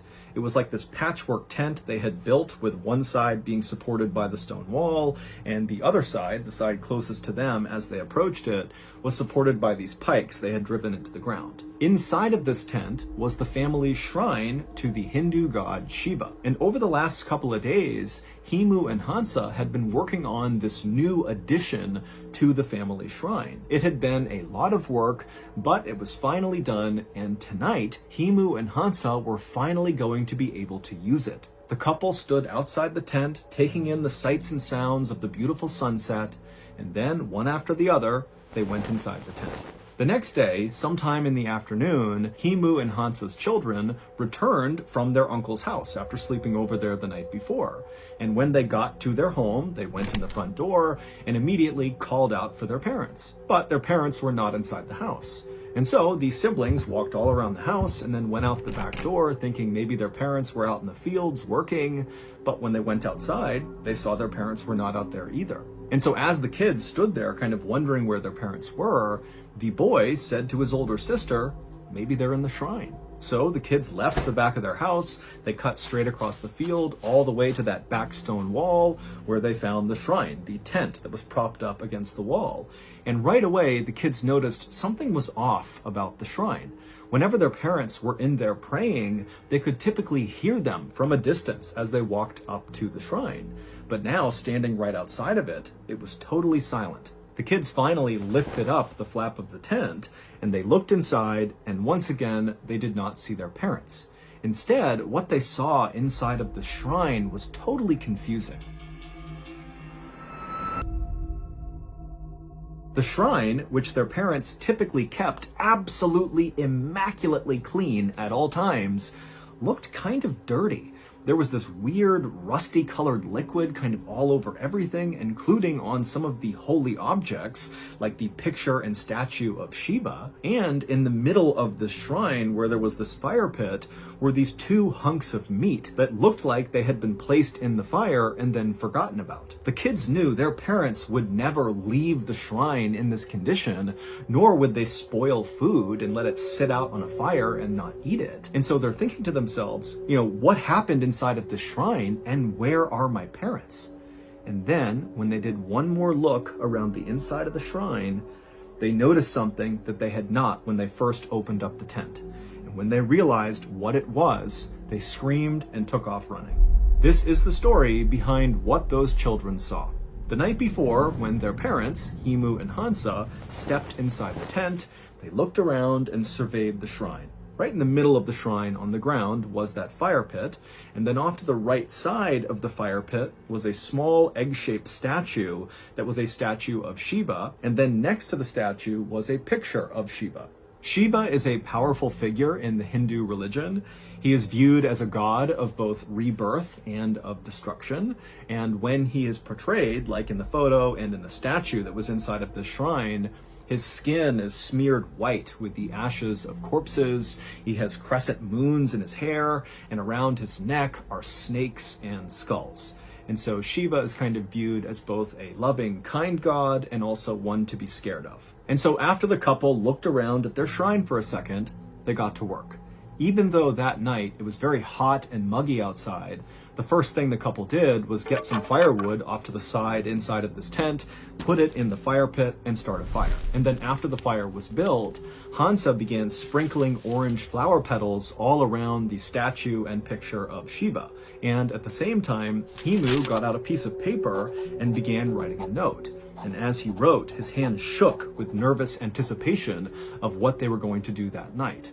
And then after Himu finished writing this letter, he and Hansa dipped their thumbs in ink and pressed them to the bottom of this note, kind of like signing the note. And then after the note was complete, they folded it up and tucked it between the statue and the picture of Shiva.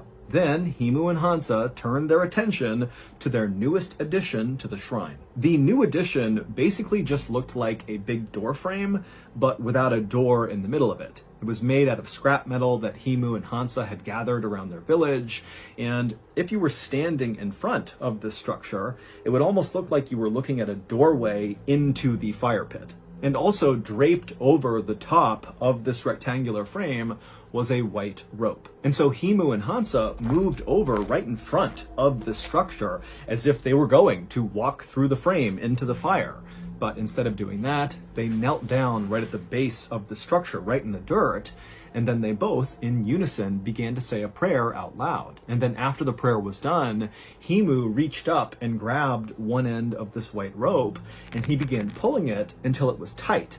And then he pulled it a little bit more and a little bit more until he had it right where he wanted it, and then he held the rope steady. And then Himu, still holding on to this rope, along with Hansa, very carefully got down onto their bellies, Himu being very cautious not to give any slack to the rope or pull it any farther. And then once they were in position on their bellies, all they would have heard was the crackling of the fire in front of them, and all they would have felt was their hearts beating in their chest.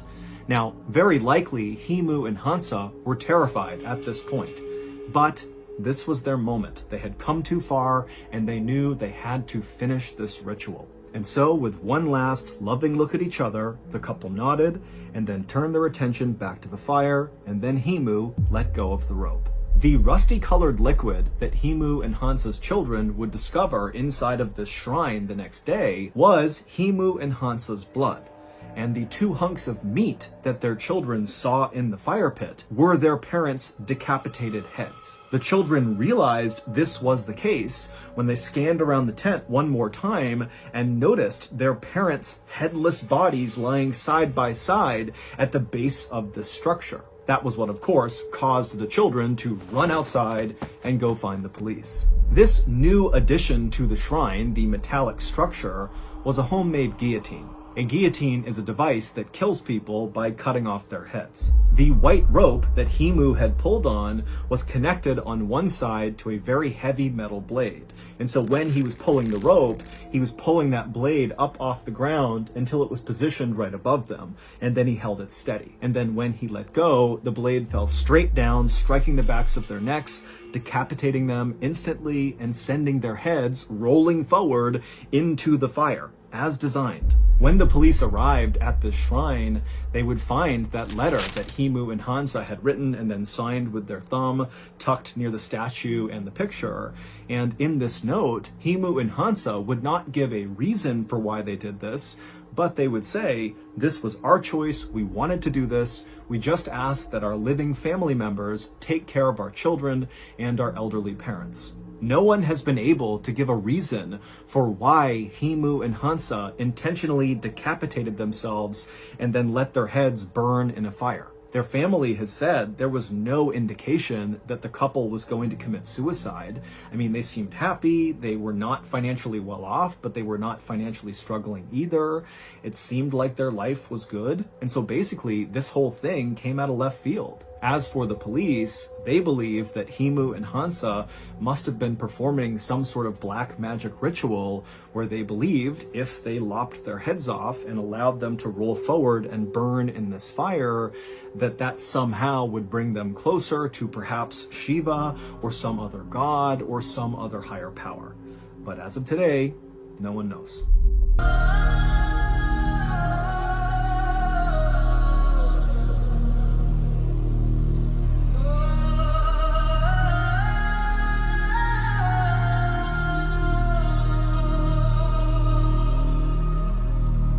City lights cut through the night. A distant whistle calls the line. One door opens, time stands still. Only a heartbeat left to ride. Still tracks lead beyond the skyline. Winds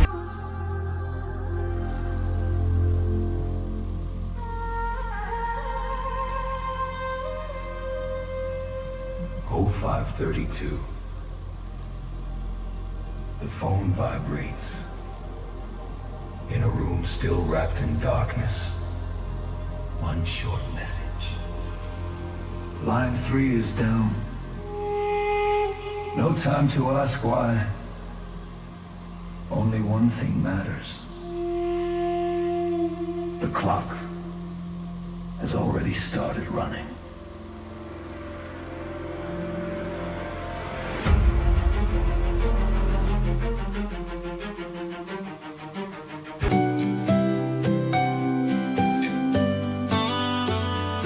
Whispers of the night are calling. Underneath the trees we're falling. Silent shadows dancing free. This is where we're meant to be. City lights just fade away. In your eyes I find my way. Magic in the cool night breeze. Hearts unlocked and minds at ease. Beneath the starlit sky we fly. So that's going to do it. If you enjoyed today's story, remember we have hundreds more stories just like this one on our podcast, the MrBallen podcast. And many of those stories